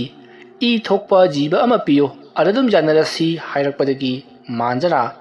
ꯉꯁꯤꯒꯤꯗꯤ ꯊꯧꯔꯥꯡ ꯑꯃꯗ ꯇꯧꯍꯧꯗ꯭ꯔꯦ, ꯍꯌꯦꯡ ꯁꯣꯏꯗꯅ ꯄꯤꯔꯒꯦ ꯍꯥꯏꯔꯤ꯫ ꯑꯗꯨꯕꯨ ꯂꯥꯏꯃꯨꯛ ꯑꯗꯨꯅ ꯌꯥꯕ ꯀꯧꯕ ꯂꯩꯇ꯭ꯔꯦ꯫ ꯉꯁꯤꯒꯤ ꯅꯨꯃꯤꯠꯇ ꯌꯦꯟꯕꯤ ꯑꯃ ꯌꯦꯟꯕꯥ ꯑꯃ ꯑꯅꯤꯁꯤꯒꯤ ꯃꯅꯨꯡꯗ ꯑꯃ ꯄꯤꯗ꯭ꯔꯤꯕ ꯐꯥꯎꯕꯗꯤ ꯍꯜꯂꯔꯣꯏ ꯍꯥꯏꯔꯤ꯫ ꯃꯁꯤꯗꯒꯤꯗꯤ ꯃꯥꯟꯖ ꯎꯄꯥꯏ ꯂꯩꯇ꯭ꯔꯗꯨꯅ ꯐꯔꯦ ꯑꯗꯨꯗꯤ ꯅꯍꯥꯛ ꯃꯐꯝ ꯑꯁꯤꯗ ꯂꯦꯡꯗꯅ ꯂꯩꯔꯝꯃꯨ, ꯀꯅꯥꯒꯤ ꯌꯦꯟ ꯂꯣꯏꯕꯒꯦ ꯑꯗꯨ ꯌꯦꯡꯂꯒ ꯑꯃꯇꯪ ꯍꯨꯔꯥꯜꯂꯨꯈꯤꯒꯦ ꯍꯥꯏꯔꯝꯂꯒ ꯃꯍꯥꯛ ꯄꯔꯞ ꯊꯣꯡꯒꯥꯜꯂꯣꯝꯗ ꯊꯣꯔꯛꯂꯤ꯫ ꯃꯥꯟꯖ ꯃꯊꯥ ꯁꯥꯅ ꯑꯁꯨꯝ ꯂꯥꯛꯄꯅ ꯃꯈꯣꯏꯒꯤ ꯂꯩꯀꯥꯏꯗ ꯌꯦꯟ ꯌꯥꯝꯅ ꯂꯣꯏꯕ ꯌꯦꯟ ꯀꯔꯕꯥꯔ ꯇꯧꯕ ꯅꯨꯄꯥ ꯑꯃꯒꯤ ꯌꯨꯝꯗ ꯃꯍꯥꯛ ꯆꯪꯁꯤꯜꯂꯛꯂꯤ꯫ ꯑꯗꯨꯗꯨꯒ ꯌꯨꯝ ꯑꯗꯨꯒꯤ ꯅꯨꯄꯥ ꯑꯗꯨꯕꯨ ꯑꯍꯤꯡ ꯅꯣꯡꯌꯥꯏ ꯑꯗꯨꯗ ꯍꯧꯗꯣꯛꯂꯤ꯫ ꯑꯁꯨꯝꯅ ꯍꯟꯅ ꯍꯧꯗꯣꯛꯂꯕꯗ ꯅꯨꯄꯥ ꯑꯗꯣ ꯍꯧꯒꯠꯂꯛꯂꯤ꯫ ꯑꯗꯨꯒ ꯑꯁ ꯃꯥꯟꯖ, ꯀꯩꯗꯧꯔꯦ ꯅꯪꯅ ꯑꯍꯤꯡ ꯅꯣꯡꯌꯥꯏ ꯑꯁꯤꯗ ꯂꯥꯛꯂꯤꯕꯁꯤꯕꯣ? ꯁꯨꯝꯗꯧꯕꯅꯤ ꯇꯥꯃꯣ, ꯇꯥꯃꯣꯒꯤ ꯂꯩꯔꯤꯕ ꯌꯦꯟꯁꯤꯡꯁꯤ ꯑꯃꯠꯇ ꯂꯧꯖꯒꯦꯅ ꯂꯥꯛꯆꯔꯤꯕꯅꯤ꯫ ꯑꯁ ꯅꯪꯁꯨ ꯅꯣꯡꯉꯥꯜꯂꯒꯔ ꯑꯃ ꯂꯥꯛꯄ ꯌꯥꯏ, ꯑꯍꯤꯡ ꯅꯣꯡꯌꯥꯏꯁꯤꯗ ꯅꯪꯕꯨ ꯆꯥꯒꯦ ꯍꯥꯏꯔꯤꯕ꯭ꯔꯣ? ꯍꯣꯏ ꯑꯗꯨꯃꯥꯏꯅ ꯍꯥꯏꯇꯥꯔꯦ꯫ ꯅꯣꯏ ꯅꯨꯡꯗꯥꯡꯁꯤꯗ ꯆꯥꯛ ꯆꯥꯅꯔꯤꯔꯕ? ꯍꯣꯏ ꯇꯥꯃꯣ, ꯆꯥꯅꯕꯗꯣ ꯀꯣꯟꯅꯗ꯭ꯔꯕ? ꯐꯔꯦ ꯂꯥꯛꯑꯣꯁꯦ, ꯑꯩꯒꯤꯗꯤꯅꯦ ꯂꯣꯏꯅꯃꯛ KG 2 2.5 KG ꯇꯥꯕ ꯉꯥꯛꯇꯅꯤ꯫ ꯑꯃ ꯇꯥ ꯄꯥꯏꯈ꯭ꯔꯣ, ꯑꯣꯜꯂꯒꯨꯝꯁꯤ, ꯃꯤꯌꯦꯡꯗ ꯑꯗꯨꯝ ꯎꯅꯔꯁꯤꯀꯣ, ꯑꯩ ꯌꯥꯝꯅ ꯇꯜꯂꯦꯕ ꯍꯛꯆꯥꯡꯁꯦ꯫ ꯑꯗꯨꯝꯅ ꯍꯥꯏꯔꯛꯄꯗ ꯃꯥꯟꯖꯅ ꯍꯣꯏ ꯍꯥꯏꯗꯨꯅ ꯌꯦꯟ ꯑꯃ ꯇꯥꯞ ꯄꯥꯏꯗꯨꯅ ꯄꯨꯗꯨꯅ ꯑꯗꯨꯃꯛ ꯂꯥꯛꯂꯤ꯫ ꯃꯇꯝ ꯑꯗꯨꯗ ꯅꯨꯄꯥ ꯑꯗꯨꯅ ꯄꯩꯁꯥꯗꯤ ꯍꯥꯏꯗꯨꯅ ꯍꯪꯂꯛꯄꯗ ꯃꯥꯟꯖꯅ ꯇꯥꯗꯥ, ꯍꯧꯖꯤꯛꯇꯤ ꯑꯩꯁꯨ ꯊꯕꯛ ꯇꯧꯔꯒꯗꯕꯅꯤꯅ ꯊꯕꯛ ꯇꯣꯂꯣꯞ ꯐꯪꯕꯒ ꯑꯗꯨꯝ ꯄꯤꯔꯒꯦ ꯍꯥꯏꯔꯝꯂꯒ ꯆꯠꯈ꯭ꯔꯤ꯫ ꯃꯇꯝ ꯑꯗꯨ ꯅꯨꯄꯥ ꯑꯗꯨꯅ ꯍꯣꯏ ꯅꯣꯏ ꯊꯕꯛ ꯇꯧꯕꯁꯤꯡꯒꯤ ꯇꯣꯂꯣꯞꯇ ꯇꯥꯏꯅꯕꯗꯣ ꯇꯧꯒꯅꯨꯅꯦ ꯍꯥꯏꯗꯨꯅ ꯂꯩꯍꯧꯔꯤ꯫ ꯃꯥꯟꯖ ꯍꯣꯏ ꯃꯥꯏ ꯀꯩꯁꯨ ꯍꯥꯏꯔꯝꯗ꯭ꯔꯤ, ꯑꯗꯨꯃꯛ ꯃꯌꯨꯝꯂꯣꯝꯗ ꯂꯥꯛꯂꯤ꯫ ꯂꯥꯏꯃꯨꯛ ꯑꯗꯨꯗ ꯌꯦꯟ ꯑꯗꯣ ꯁꯦ ꯍꯥꯏꯗꯨꯅ ꯄꯤꯔꯤ꯫ ꯂꯥꯏꯃꯨꯛ ꯑꯗꯨꯅ ꯌꯦꯟ ꯑꯗꯨꯕꯨ ꯌꯥꯝꯅ ꯍꯔꯥꯎꯅ ꯃꯍꯥꯛꯅ ꯂꯧꯁꯤꯟꯈ꯭ꯔꯦ꯫ ꯃꯁꯤꯒꯤ ꯃꯇꯨꯡ ꯃꯥꯟꯖꯅ ꯐꯔꯦ ꯑꯗꯨ ꯑꯣꯏꯔꯕꯗꯤ ꯑꯩꯁꯨ ꯆꯠꯂꯒꯦꯀꯣ ꯍꯥꯏꯔꯝꯂꯒ ꯃꯥꯟꯖ ꯃꯍꯥꯛ ꯏꯃꯨꯡꯂꯣꯝꯗ ꯄꯔꯞ ꯆꯪꯉꯛꯇꯨꯅ ꯐꯃꯨꯡꯗ ꯀꯥꯈꯠꯇꯨꯅ ꯇꯨꯃꯤꯟꯅ ꯇꯨꯝꯗꯨꯅ ꯂꯩꯈꯤ꯫ ꯃꯁꯤꯒꯤ ꯃꯇꯨꯡ ꯍꯧꯖꯤꯛꯇꯤ ꯃꯥꯟꯖꯁꯨ ꯊꯕꯛ ꯇꯧꯔꯕꯅꯤꯅ ꯊꯕꯛ ꯑꯣꯐꯤꯁ ꯀꯥꯗꯨꯅ ꯃꯍꯥꯛ ꯊꯕꯛ ꯖꯣꯏꯟ ꯇꯧꯕ ꯍꯧꯈꯤ꯫ ꯑꯗꯨꯕꯨ ꯑꯍꯤꯡ ꯂꯥꯏ ꯑꯗꯨꯒ ꯁꯥꯟꯅꯕꯗꯤ ꯂꯦꯞꯂꯝꯗꯦ꯫ ꯃꯇꯝꯗꯤ ꯑꯁꯨꯝ ꯍꯧꯈꯤꯕꯅ ꯃꯥꯟꯖꯅ ꯊꯕꯛ ꯇꯧꯕ ꯊꯥ ꯈꯔ ꯍꯦꯛ ꯂꯩꯕꯒ ꯆꯍꯤꯒ ꯐꯥꯗ꯭ꯔꯤꯉꯩ ꯃꯥꯟꯖ ꯅꯨꯄꯤ ꯊꯤꯖꯤꯟꯈꯤ꯫ ꯃꯔꯝ ꯑꯗꯨꯅ ꯃꯥꯟꯖꯒꯤ ꯃꯃꯥꯒ ꯃꯄꯥꯒꯅ ꯃꯥꯟꯖꯗ ꯇꯥꯜꯂꯛꯄ ꯁꯦꯟꯅ ꯃꯈꯣꯏꯒꯤ ꯌꯨꯝꯒꯤ ꯍꯤꯌꯨ ꯍꯤꯡꯈꯣꯜ ꯃꯤꯉꯣꯟꯗ ꯊꯝꯈꯤꯕꯗꯣ ꯍꯟꯗꯣꯛꯀꯅꯤ ꯍꯥꯏꯗꯨꯅ ꯈꯜꯂꯨꯔꯤꯕꯗꯨ ꯇꯥꯌꯣꯟꯅꯕꯗꯣ ꯑꯣꯏꯈꯤ꯫ ꯑꯗꯨꯕꯨ ꯃꯥꯟꯖꯅ ꯁꯣꯏꯗꯅꯃꯛꯀꯤ ꯍꯟꯗꯣꯛꯀꯅꯤ ꯍꯥꯏꯗꯨꯅ ꯃꯃꯥꯒ ꯃꯄꯥꯒꯗ ꯊꯥꯖꯕꯗꯤ ꯊꯝꯈꯤ꯫ ꯃꯇꯧ ꯑꯁꯨꯝꯅ ꯍꯧꯖꯤꯛꯇꯤ ꯃꯥꯟꯖ ꯅꯨꯄꯤꯒ ꯊꯤꯖꯤꯜꯂꯛꯄꯒ ꯂꯥꯏꯒ ꯁꯥꯟꯅꯁꯜꯂꯛꯄꯒ ꯇꯁꯦꯡꯅ ꯃꯍꯥꯛ ꯑꯋꯥꯕ ꯍꯥꯏꯕꯗꯨ ꯑꯣꯏꯁꯤꯜꯂꯛꯂꯤ꯫ ꯑꯣꯐꯤꯁꯀꯤ ꯊꯕꯛꯅꯒ ꯑꯁꯨꯝ ꯆꯤꯟꯁꯤꯜꯂꯛꯄꯒ नुमित्तु मांजा नुमिदांग वायरम ऑफिसतकी यामना वाना हलक्पा मतमनी मतम मदुदा मांजगी नुपीना करीनो ngasidi yam thengna hanbireina haiduna hanglei manjana office da ruba thaba khara tawduna lum leiraba khangre taisi wabnu suloi adum na hairakpada manjagi nupina adu farene loisalone aina ngarang haiki thabak to chanana ba tawrasi adum na hairakpada manjana ha kadai da mukcha kadoribano adum na hairakpada mahaki nupina magi mamanabi amagi machagi party tawgadoribani salusi haiduna ngarang dagi haibada ya khrabadudi haiduna hairakli manjana imaga babagadi sakamdoba haiduna hanglakpada manjagi nupina ngasaina sai sing thongna thaktana pungloi loirabani nga thongna loirabani hairakpada manjana ai mado khara hana chakhigi lamana sige dore haiduna hairakpada manjagi nupina hoi aduga ngairabadi ngamaroi lao chala si haiduna parap losilhanduna adumak puraga chatkhre masigi matung manja makoigi bardigi celebration adu pangthokpa loiraba matungda yum lomda halakpadadi phadrak tari mahak masa ado choktham mankibana topningbana suloirabani phamung aduta hek changsin khibaga mahak bom taduna adumak tumli yuga yamna ngau khibaga manja kanagumba matana kaubada takhidrabani somda laimu adudi manjabu haujiksu ngairi hanna kaubu lepti manjan adumna nishaja sallaga mahak ama leiri haibagi karibada thawa sadabida nupi angang thiduna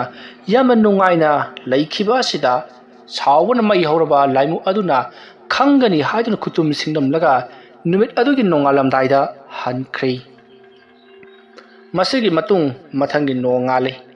nongalak paduta manja masado inung nungaitana hogalei matam maduda mahakna ai ngarang hingsi lai sana khidraba male mahadi krai chakraba yu khara ngausal laga tumlabadi moisu koroktaba janida phai horen su yu tap tana ngaurga tumgi khanganidra asumna khalaga manja mahaki tawudaba thabaksing tawkhri office amuk nangana bachat kadawri na adumma tawduna mahak office adumak chatkrabani numit asigi nungthilgi matamni manjagi mamaga mapagadu yungi makha thangba yena khada hingkol saban khara suduna dumak leiribani aduga imungdana manjagi nupi adu karino ama yamna kanna mahaki kada luisan khamjannaba tawri adumna leiringai matam maduda kanagumba miyo yama yumlomda haibadi imunglomda drung changchallaklaga maninglomda chatkibagi manba khonjala matai matam maduda manjagi nupina kanano ne ekhoi pabung dubu halakpa jala asumna khalaga magi kadage haiphet cheptharaga yengri adubu kanasu chatkhiba udi matam maduda manjagi nupi aduna tawriba thabagado adumak tawduna leiri masidagi di amukasu dung launa maninglomdagi chatlaga mamanglomdadi phawgokta aduna adai jagada neiraga leibagi mawongda karino khara korokara loisilli adumna loisallaga leiringai matam madutta manjagi mamaga mapaga aduna mangolda phamlaga wari sanaribadu manjagi nupina tabadagi mahaki kage thongnawado hangdoktuna mangolomda yengai mangolge hek thangnariba thongnawnina thongnawado hangdoktuna jenglakpada mangolda phamliba halanido ingan ngana du uri aduga haujik mahaka ka thangnabada leiriba yumjaw adomdana kanagumba ma korokara pochai loisanba chakhaibagi mawongda makholama tariba aduna karino khladuna manjigi nupido karudagi phatthroktuna yenglubadasu kanasu leramdri aduga takhiba khonjal adusu takhidri manjagi nupido karino ne haiduna ngaktang di wakhal khanjanai adubu mahak thoine hena khalludri nungthilgi matamgo oibaga asumna matam madu haukrabada numidang wairam manjado halakle manjane he halakpaga magi nupina ngasai tawkhibasing ado manjada loinamak haiduna wari ado mongoda liri matam madu da manjana hera nangi wakal na wairamgani adugu mamda tawdabani khoigi imungsi asumna hairaga mahana wa adubu kanthoki madi khanglibani ngarang laya do mahana sana hautabadagi mathi phonglakpa sodana wairamgani khallibani ꯑꯗꯨꯕꯨ ꯉꯁꯤ ꯅꯨꯃꯤꯗꯥꯡꯗꯤ ꯁꯨꯡꯁꯣꯏ ꯁꯣꯏꯗꯅ ꯁꯥꯟꯅꯗꯕ ꯌꯥꯗ꯭ꯔꯦ ꯈꯜꯂꯗꯨꯅ ꯃꯥꯟꯖꯗꯣ ꯃꯍꯥꯛꯀꯤ ꯅꯨꯄꯤꯗ ꯍꯥꯏꯔꯛꯂꯤ, ꯍꯩ ꯉꯁꯤꯗꯤꯅꯦ ꯆꯥꯛ ꯈꯔ ꯉꯟꯅ ꯆꯥꯁꯤ ꯅꯨꯃꯤꯗꯥꯡꯁꯤ, ꯑꯩ ꯍꯛꯆꯥꯡꯁꯦ ꯌꯥꯝ ꯅꯨꯡꯉꯥꯏꯇꯦ, ꯉꯟꯇꯥ ꯄꯣꯊꯥꯅꯤꯡꯉꯤꯀꯣ꯫ ꯑꯗꯨꯝꯅ ꯍꯥꯏꯔꯒ ꯃꯥꯟꯖꯗꯣ ꯃꯍꯥꯛ ꯐꯃꯨꯡꯗ ꯂꯣꯡꯅ ꯍꯤꯞꯂꯒ ꯉꯥꯏꯍꯥꯛꯇꯪ ꯄꯣꯊꯥꯗꯨꯅ ꯂꯩꯈ꯭ꯔꯦ꯫ ꯃꯇꯝꯗꯤ ꯑꯁꯨꯝ ꯍꯧꯈꯤꯕꯅ ꯑꯍꯤꯡꯒꯤ ꯃꯇꯝ ꯑꯣꯏꯁꯤꯜꯂꯛꯂꯤ꯫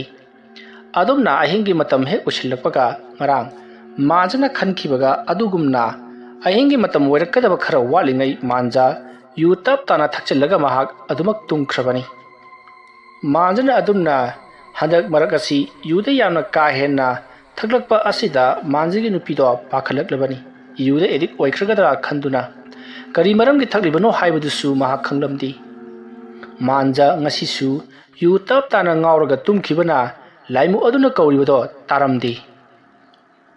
ꯃꯁꯤꯗꯒꯤꯗꯤ ꯂꯥꯏꯃꯨ ꯑꯗꯨꯅ ꯌꯨꯝ ꯑꯗꯨꯒꯤ ꯑꯀꯣꯏꯕꯗ ꯒꯨꯗ꯭ꯔꯨꯡ ꯆꯠꯄ ꯍꯧꯔꯛꯂꯤ꯫ ꯑꯗꯨꯝꯕ ꯇꯧꯔꯛꯄ ꯑꯗꯨꯗ ꯃꯥꯟꯖꯒꯤ ꯃꯄꯥꯕꯨꯡꯅ, ꯍꯩꯁ ꯌꯨꯝ ꯑꯁꯤꯗꯤ ꯂꯥꯏ ꯃꯊꯤ ꯐꯣꯡꯉꯦꯗꯅ, ꯑꯁꯨꯛ ꯀꯨꯏꯅ ꯑꯩꯅ ꯌꯨꯝ ꯑꯁꯤꯗ ꯂꯩꯔꯛꯄꯁꯤ ꯑꯁꯤꯒꯨꯝꯕ ꯑꯃꯠꯇ ꯅꯣꯡꯃꯗ ꯊꯦꯡꯅꯗꯕꯅꯤ, ꯑꯗꯨꯒ ꯀꯔꯤꯅꯣ ꯍꯟꯗꯛ ꯇꯧꯔꯛꯂꯤꯕꯁꯤꯅ? ꯑꯁꯨꯝꯅ ꯈꯜꯂꯒ ꯂꯩꯔꯤꯉꯩ ꯌꯨꯝ ꯑꯗꯨꯒꯤ ꯌꯨꯝꯊꯛ ꯑꯗꯨꯗ ꯀꯔꯤꯅꯣ ꯈꯪꯗꯕ ꯈꯔ ꯀꯦꯔꯦꯡ ꯂꯥꯎꯅ ꯆꯦꯟꯊꯕꯒꯤ ꯈꯣꯟꯖꯦꯜ ꯇꯥꯔꯤ꯫ ꯑꯗꯨꯝꯅ ꯀꯦꯔꯦꯡ ꯂꯥꯎꯅ ꯆꯦꯟꯊꯕꯒꯤ ꯈꯣꯟꯖꯦꯜ ꯇꯥꯕ ꯑꯗꯨꯗ ꯃꯥꯟꯖꯒꯤ ꯃꯄꯥꯕꯨꯡꯅ, ꯍꯩꯁ ꯃꯁꯤꯗꯤ ꯃꯑꯣꯡ ꯑꯃꯅꯤꯗꯅ, ꯍꯩ ꯇꯥꯕ꯭ꯔꯥ ꯃꯃꯥ? ꯑꯗꯨꯝꯅ ꯍꯪꯂꯛꯄꯗ ꯃꯥꯟꯖꯒꯤ ꯃꯃꯥꯅ, ꯑꯣ ꯀꯔꯤꯅꯣ ꯇꯝꯅꯔꯤꯉꯩꯁꯤꯗ? ꯍꯩ ꯇꯝꯅꯔꯤꯕ ꯑꯁꯤꯕꯨꯅꯤ ꯑꯩꯅ ꯇꯥꯔꯤꯕ꯭ꯔꯥ ꯍꯪꯂꯛꯂꯤꯕꯁꯤ, ꯃꯁꯤ ꯂꯥꯏ ꯇꯤꯟꯒ ꯃꯔꯤ ꯂꯩꯅꯕ ꯃꯥꯜꯂꯤ꯫ ꯑꯩꯈꯣꯏꯒꯤ ꯏꯃꯨꯡꯗ ꯁꯨꯃꯥꯏꯅ ꯈꯔ ꯂꯤꯈꯠꯂꯛꯄ ꯑꯁꯤꯗ ꯇꯧꯔꯛꯂꯤꯕꯅꯤ꯫ ꯏꯆꯥ ꯅꯨꯄꯥꯅꯒ ꯊꯕꯛ ꯇꯧꯁꯜꯂꯛꯄ, ꯏꯃꯧꯅꯒ ꯃꯁꯛ ꯐꯖꯕꯤꯃꯒ ꯂꯧꯁꯜꯂꯛꯄ, ꯏꯃꯨꯡ ꯑꯁꯤꯅ ꯆꯥꯕ ꯊꯛꯄ ꯋꯥꯠꯂꯛꯇꯕ ꯑꯁꯤꯗ ꯀꯂꯛꯇꯨꯅ ꯇꯧꯕ ꯃꯤ ꯌꯥꯎꯔꯦꯅꯦ ꯍꯩ꯫ ꯑꯩꯒꯤ ꯍꯤꯡꯈꯣꯜ ꯑꯁꯤꯕꯨ ꯄꯥꯝꯕ ꯃꯤ ꯌꯥꯝꯅ ꯂꯩꯔꯕꯅꯤ꯫ ꯃꯈꯣꯏꯗ ꯂꯩꯈꯤꯕ ꯕꯟꯗꯣꯞꯁꯤꯡꯗꯨ ꯍꯟꯗꯣꯛꯆꯔꯒꯦ ꯍꯥꯏꯗꯅ ꯉꯍꯥꯟ ꯍꯥꯏꯐꯦꯠ ꯋꯥꯔꯤ ꯍꯧꯗꯣꯛꯂꯨꯕꯅꯤ꯫ ꯑꯗꯨꯕꯨ ꯀꯔꯤꯅꯣ ꯂꯨꯄꯥ ꯃꯌꯥꯝ ꯑꯃ ꯍꯥꯏꯖꯤꯜꯂꯛꯏꯅꯦ꯫ ꯃꯣꯏꯅ ꯍꯤꯡꯈꯣꯜ ꯑꯁꯤ ꯄꯥꯝꯕꯒꯤ ꯃꯑꯣꯡꯗ ꯋꯥ ꯉꯥꯡꯍꯧꯔꯤꯕꯅꯤ꯫ ꯍꯩ ꯀꯔꯤꯅꯣꯅꯦ ꯑꯁꯤꯗ ꯆꯣꯔꯣꯛ ꯇꯧꯔꯤꯕꯁꯤꯕꯣ? ꯏꯁꯤꯡꯗꯤ ꯑꯃꯠꯇ ꯂꯩꯍꯧꯗꯕꯅꯤꯗ꯫ ꯑꯩ ꯊꯣꯛꯂꯒ ꯉꯥꯛꯇ ꯌꯦꯡꯂꯨꯈꯤꯒꯦ, ꯅꯪ ꯁꯤꯗ ꯂꯩꯔꯝꯃꯨꯀꯣ꯫ ꯑꯗꯨꯝꯅ ꯃꯥꯟꯖꯒꯤ ꯃꯄꯥꯕꯨꯡꯅ ꯍꯥꯏꯔꯛꯄ ꯑꯗꯨꯗ ꯃꯥꯒꯤ ꯅꯨꯄꯤꯅ ꯍꯥꯏꯕꯗꯤ ꯃꯥꯟꯖꯒꯤ ꯃꯃꯥꯅ ꯑꯁ ꯑꯩꯒ ꯊꯣꯛꯁꯤꯁꯦ ꯍꯥꯏꯗꯨꯅ ꯃꯈꯣꯏ ꯑꯅꯤ ꯄꯨꯟꯅ ꯊꯣꯛꯃꯤꯟꯅꯔꯛꯂꯤ꯫ ꯃꯈꯣꯏ ꯑꯅꯤꯅ ꯃꯄꯥꯟꯗ ꯊꯣꯛꯂꯛꯄ ꯃꯇꯝꯗꯗꯤ ꯀꯔꯤ ꯑꯃꯠꯇ ꯂꯩꯕ ꯎꯔꯝꯗꯦ꯫ ꯌꯨꯝꯒꯤ ꯌꯦꯅꯈꯥ ꯌꯦꯡꯒꯨꯟꯗ ꯀꯅꯥ ꯑꯃꯠꯇꯁꯨ ꯆꯠꯂꯝꯗꯦ, ꯑꯗꯨꯒ ꯆꯣꯔꯣꯞ ꯂꯥꯎꯈꯤꯕ ꯈꯣꯟꯖꯦꯜ ꯇꯥꯈꯤꯕꯗꯨꯁꯨ ꯏꯁꯤꯡꯁꯨ ꯑꯃꯠꯇ ꯂꯩꯔꯝꯗꯦ꯫ ꯇꯧꯔꯤꯕ ꯑꯁꯤꯕꯨ ꯀꯔꯤꯅꯣ ꯉꯥꯏꯍꯥꯛ ꯈꯜꯂꯕ ꯃꯇꯨꯡ ꯇꯝꯅꯕ ꯍꯥꯏꯕꯗꯨꯅꯤ, ꯂꯥꯏ ꯊꯥꯖꯤꯜꯂꯛꯂꯤꯕꯅꯤ ꯁꯣꯏꯗ꯭ꯔꯦ ꯈꯪꯂꯗꯨꯅ ꯑꯍꯜ ꯑꯅꯤꯗꯣ ꯏꯃꯨꯡꯗ ꯄꯔꯞ ꯆꯪꯁꯤꯜꯂꯛꯂꯤ, ꯑꯗꯨꯒ ꯐꯃꯨꯡꯗ ꯀꯥꯈꯠꯇꯨꯅ ꯇꯨꯃꯤꯟ ꯍꯤꯞꯊꯈꯤ꯫ ꯁꯣꯝꯗꯅ ꯀꯝꯗꯧꯔꯤ? ꯃꯥꯟꯖꯒꯤ ꯅꯨꯄꯤꯗꯣ ꯀꯔꯤꯅꯣ ꯃꯁꯤꯒꯤ ꯑꯍꯜ ꯑꯅꯤ ꯑꯁꯤꯅ ꯃꯄꯥꯟꯗ ꯑꯃꯨꯛ ꯄꯔꯞ ꯊꯣꯛꯈ꯭ꯔꯒ ꯑꯃꯨꯛ ꯏꯃꯨꯡꯗ ꯆꯪꯁꯤꯜꯂꯛꯂꯒ ꯇꯨꯝꯈ꯭ꯔꯤꯕꯁꯤꯅ? ꯃꯈꯣꯏꯅ ꯃꯄꯥꯟꯗ ꯊꯣꯛꯂꯨꯕꯗꯒꯤꯗꯤ ꯇꯝꯅꯔꯝꯕꯁꯤꯡ ꯑꯗꯣ ꯇꯝꯅꯈꯤꯗ꯭ꯔꯦ, ꯃꯈꯣꯏꯅ ꯂꯥꯏ ꯁꯥꯟꯅꯔꯤꯕ ꯖꯥꯠꯂꯥ ꯍꯥꯏꯗꯨꯅ ꯈꯟꯕ ꯍꯧꯔꯛꯈꯤ꯫ ꯑꯗꯨꯝꯕ ꯂꯩꯔꯤꯉꯩ ꯇꯥꯟꯖꯥ ꯑꯗꯨꯗ ꯃꯥꯟꯖꯒꯤ ꯅꯨꯄꯤ ꯑꯗꯨꯒꯤ ꯍꯦꯛ ꯃꯅꯥꯛꯇ ꯀꯅꯥꯒꯨꯝꯕ ꯃꯤꯑꯣꯏ ꯑꯃ ꯍꯤꯞꯊꯔꯛꯄꯒꯤ ꯃꯑꯣꯡ ꯇꯧꯔꯛꯄꯗꯨꯗ ꯃꯥꯟꯖꯒꯤ ꯅꯨꯄꯤ ꯑꯗꯣ ꯀꯔꯤꯅꯣ ꯍꯥꯏꯗꯨꯅ ꯇꯨꯡꯗ ꯁꯠ ꯂꯩꯊꯣꯛꯂꯒ ꯌꯦꯡꯂꯤ, ꯑꯗꯨꯕꯨ ꯀꯅꯥꯁꯨ ꯂꯩꯔꯝꯗꯦ꯫ ꯑꯗꯨꯝꯕ ꯂꯩꯔꯤꯉꯩ ꯃꯥꯟꯖꯒꯤ ꯅꯨꯄꯤ ꯑꯗꯨꯅ ꯇꯨꯝꯂꯤꯕ ꯃꯐꯝ ꯑꯗꯨꯗꯒꯤ ꯈꯖꯤꯛꯇꯪ ꯍꯟꯇꯣꯛꯂꯒ ꯂꯩꯔꯤꯕ ꯐꯛꯂꯥꯡ ꯑꯗꯨꯗ ꯗꯨꯡ ꯊꯤꯟꯕ ꯍꯧꯔꯛꯏ꯫ ꯑꯗꯨꯝꯕ ꯊꯤꯜꯂꯛꯄꯗ ꯃꯥꯟꯖꯒꯤ ꯅꯨꯄꯤ ꯑꯗꯨꯗꯤ ꯀꯤꯃꯟꯈꯤꯕꯅ ꯃꯥꯟꯖꯕꯨ ꯃꯁꯥ ꯅꯣꯝꯗꯨꯅ ꯍꯧꯗꯣꯛꯂꯤ꯫ ꯑꯗꯨꯕꯨ ꯌꯨ ꯌꯥꯝꯅ ꯀꯥ ꯍꯦꯟꯅ ꯉꯥꯎꯗꯨꯅ ꯇꯥꯔꯒ ꯂꯩꯈꯤꯕꯅ ꯃꯥꯟꯖꯗꯤ ꯍꯣꯏ ꯃꯥꯏ ꯑꯃꯠꯇ ꯍꯥꯏꯗꯅ ꯍꯥꯏꯗꯨꯅ ꯉꯪꯗꯨꯅ ꯑꯗꯨꯃꯛ ꯂꯩꯔꯤ꯫ ꯃꯁꯤꯒꯤ ꯃꯇꯨꯡ ꯃꯥꯟꯖꯒꯤ ꯅꯨꯄꯤꯅ, ꯀꯔꯤꯅꯣ ꯇꯧꯔꯤꯕꯁꯤꯕꯨ ꯃꯈꯣꯏꯒꯤ ꯏꯃꯨꯡꯁꯤꯕꯣ? ꯅꯍꯥꯟ ꯃꯈꯩꯗꯤ ꯀꯩꯁꯨ ꯇꯧꯗꯕꯅꯤ, ꯍꯟꯗꯛ ꯑꯃꯨꯛ ꯇꯧꯔꯛꯂꯤꯕꯁꯤꯅ ꯀꯔꯤꯅꯣ? ꯃꯍꯧꯁꯥ ꯁꯨꯃꯥꯏꯅ ꯍꯦꯛ ꯇꯧꯕ ꯖꯥꯠꯂꯣ? ꯑꯁꯨꯝꯅ ꯈꯜꯂꯒ ꯂꯩꯔꯤꯉꯩ ꯃꯈꯣꯏꯒꯤ ꯌꯨꯝꯒꯤ ꯖꯤꯡꯒ ꯃꯊꯛ ꯑꯗꯨꯗ ꯄꯦꯔꯦꯛ ꯂꯥꯎꯅ ꯀꯅꯥꯒꯨꯝꯕ ꯑꯃ ꯆꯠꯄꯒꯤ ꯈꯣꯟꯖꯦꯜ ꯇꯥꯕ ꯍꯧꯔꯛꯂꯤ꯫ ꯑꯁꯨꯝꯅ ꯄꯦꯔꯦꯛ ꯂꯥꯎꯅ ꯆꯠꯄꯒꯤ ꯈꯣꯟꯖꯦꯜ ꯇꯥꯔꯛꯄ ꯑꯗꯨꯗ ꯃꯥꯟꯖꯒꯤ ꯅꯨꯄꯤ ꯑꯗꯣ ꯀꯤꯃꯟꯈ꯭ꯔꯗꯨꯅ ꯀꯩꯅꯣ ꯇꯧꯔꯤꯕꯁꯤꯗꯤ ꯍꯥꯏꯗꯨꯅ ꯃꯥꯟꯖꯕꯨ ꯃꯁꯥ ꯅꯣꯝꯗꯨꯅ ꯆꯤꯡꯈꯠꯅꯕ ꯍꯣꯠꯅꯔꯤ꯫ ꯑꯗꯨꯝꯅ ꯇꯧꯔꯤꯉꯩ ꯃꯥꯟꯖꯒꯤ ꯃꯃꯥꯒ ꯃꯄꯥꯒ ꯑꯗꯨꯅ ꯍꯥꯏ ꯀꯅꯥꯅꯣꯅꯦ ꯖꯤꯡꯒ ꯃꯊꯛꯇ ꯆꯠꯂꯤꯕꯗꯨꯕꯣ ꯍꯧꯗꯣꯡꯅꯍꯦ ꯍꯥꯏꯗꯨꯅ ꯇꯥꯜꯂꯤ ꯑꯗꯨꯝꯅ ꯂꯥꯎꯈꯤꯕꯒꯤ ꯈꯣꯟꯖꯦꯜ ꯑꯗꯨ ꯇꯥꯕꯗꯒꯤꯗꯤ ꯇꯨꯃꯤꯟꯅ ꯂꯩꯈ꯭ꯔꯦ ꯃꯇꯝ ꯑꯗꯨꯗ ꯃꯥꯟꯖꯒꯤ ꯅꯨꯄꯤꯅ ꯑꯣ ꯍꯧꯗꯣꯡ ꯑꯣꯏꯔ ꯃꯥꯜꯂꯦ ꯑꯁꯨꯝꯅ ꯃꯍꯥꯛꯀꯤ ꯋꯥꯈꯜ ꯑꯗꯣ ꯉꯥꯏꯍꯥꯛꯇꯪꯗꯤ ꯐꯥꯊꯈꯤ ꯃꯁꯤꯒꯤ ꯃꯇꯨꯡ ꯃꯥꯟꯖꯒꯤ ꯅꯨꯄꯤꯗꯣ ꯑꯗꯨꯃꯛ ꯍꯤꯞꯊꯈ꯭ꯔꯦ ꯃꯇꯝꯗꯤ ꯑꯁꯨꯝ ꯍꯧꯈꯤꯕꯅ ꯃꯊꯪꯒꯤ ꯅꯣꯡ ꯉꯥꯜꯂꯛꯂꯤ ꯅꯣꯡ ꯉꯥꯜꯂꯛꯄ ꯑꯗꯨꯗ ꯃꯥꯟꯖꯒꯤ ꯅꯨꯄꯤꯅ ꯃꯥꯟꯖꯗ ꯉꯔꯥꯡ ꯑꯍꯤꯡ ꯊꯣꯛꯈꯤꯕ ꯋꯥꯔꯤꯁꯤꯡ ꯑꯗꯣ ꯂꯣꯏꯅꯃꯛ ꯇꯝꯃꯤ ꯑꯗꯨꯕꯨ ꯃꯥꯟꯖꯅ ꯀꯔꯤꯁꯨ ꯊꯣꯏꯗꯣꯛꯄ ꯈꯜꯂꯨꯅꯨꯗ ꯍꯧꯗꯣꯡ ꯑꯣꯏꯔꯝꯒꯅꯤ ꯑꯁꯨꯝꯅ ꯍꯥꯏꯔꯒ ꯃꯥꯟꯖ ꯑꯣꯐꯤꯁꯇ ꯑꯗꯨꯃꯛ ꯆꯠꯈ꯭ꯔꯦ ꯅꯨꯃꯤꯠ ꯑꯁꯤꯒꯤ ꯅꯨꯃꯤꯗꯥꯡꯅꯤ ꯂꯥꯏꯃꯨ ꯑꯗꯣ ꯁꯥꯎꯕꯅ ꯃꯩ ꯍꯧꯔꯦ ꯃꯔꯝ ꯑꯗꯨꯅ ꯃꯥꯟꯖꯕꯨ ꯁꯨꯡꯁꯣꯏ ꯁꯣꯏꯗꯅ ꯍꯥꯠꯇꯣꯛꯂꯒ ꯄꯨꯈ꯭ꯔꯒꯦ ꯍꯥꯏꯗꯨꯅ ꯈꯜꯂꯤ ꯃꯔꯝ ꯑꯁꯤꯗꯒꯤꯗꯤ ꯃꯥꯟꯖ ꯂꯥꯛꯄ ꯌꯥꯝꯅ ꯋꯥꯅ ꯉꯥꯏꯗꯨꯅ ꯂꯩꯔꯤ ꯅꯨꯃꯤꯠ ꯑꯗꯨꯗꯤ ꯃꯥꯟꯖ ꯈꯔ ꯊꯦꯡꯂꯞ ꯑꯣꯐꯤꯁꯇ ꯍꯜꯂꯛꯈꯤ ꯃꯍꯥꯛꯅ ꯍꯜꯂꯛꯂꯤꯕꯗꯣ ꯅꯨꯃꯤꯗꯥꯡꯒꯤ ꯄꯨꯡ 9ꯃꯨꯛ ꯇꯥꯔꯤ ꯑꯣꯐꯤꯁꯇꯒꯤ ꯊꯣꯛꯂꯛꯂꯒ ꯃꯃꯥꯟꯅꯕ ꯈꯔꯒ ꯄꯨꯟꯗꯨꯅ ꯂꯩꯊꯣꯛꯂꯤꯉꯩ ꯊꯦꯡꯗꯣꯛꯈ꯭ꯔꯦ ꯍꯥꯏꯗꯨꯅ ꯊꯦꯡꯅ ꯍꯜꯂꯛꯂꯤꯕꯅꯤ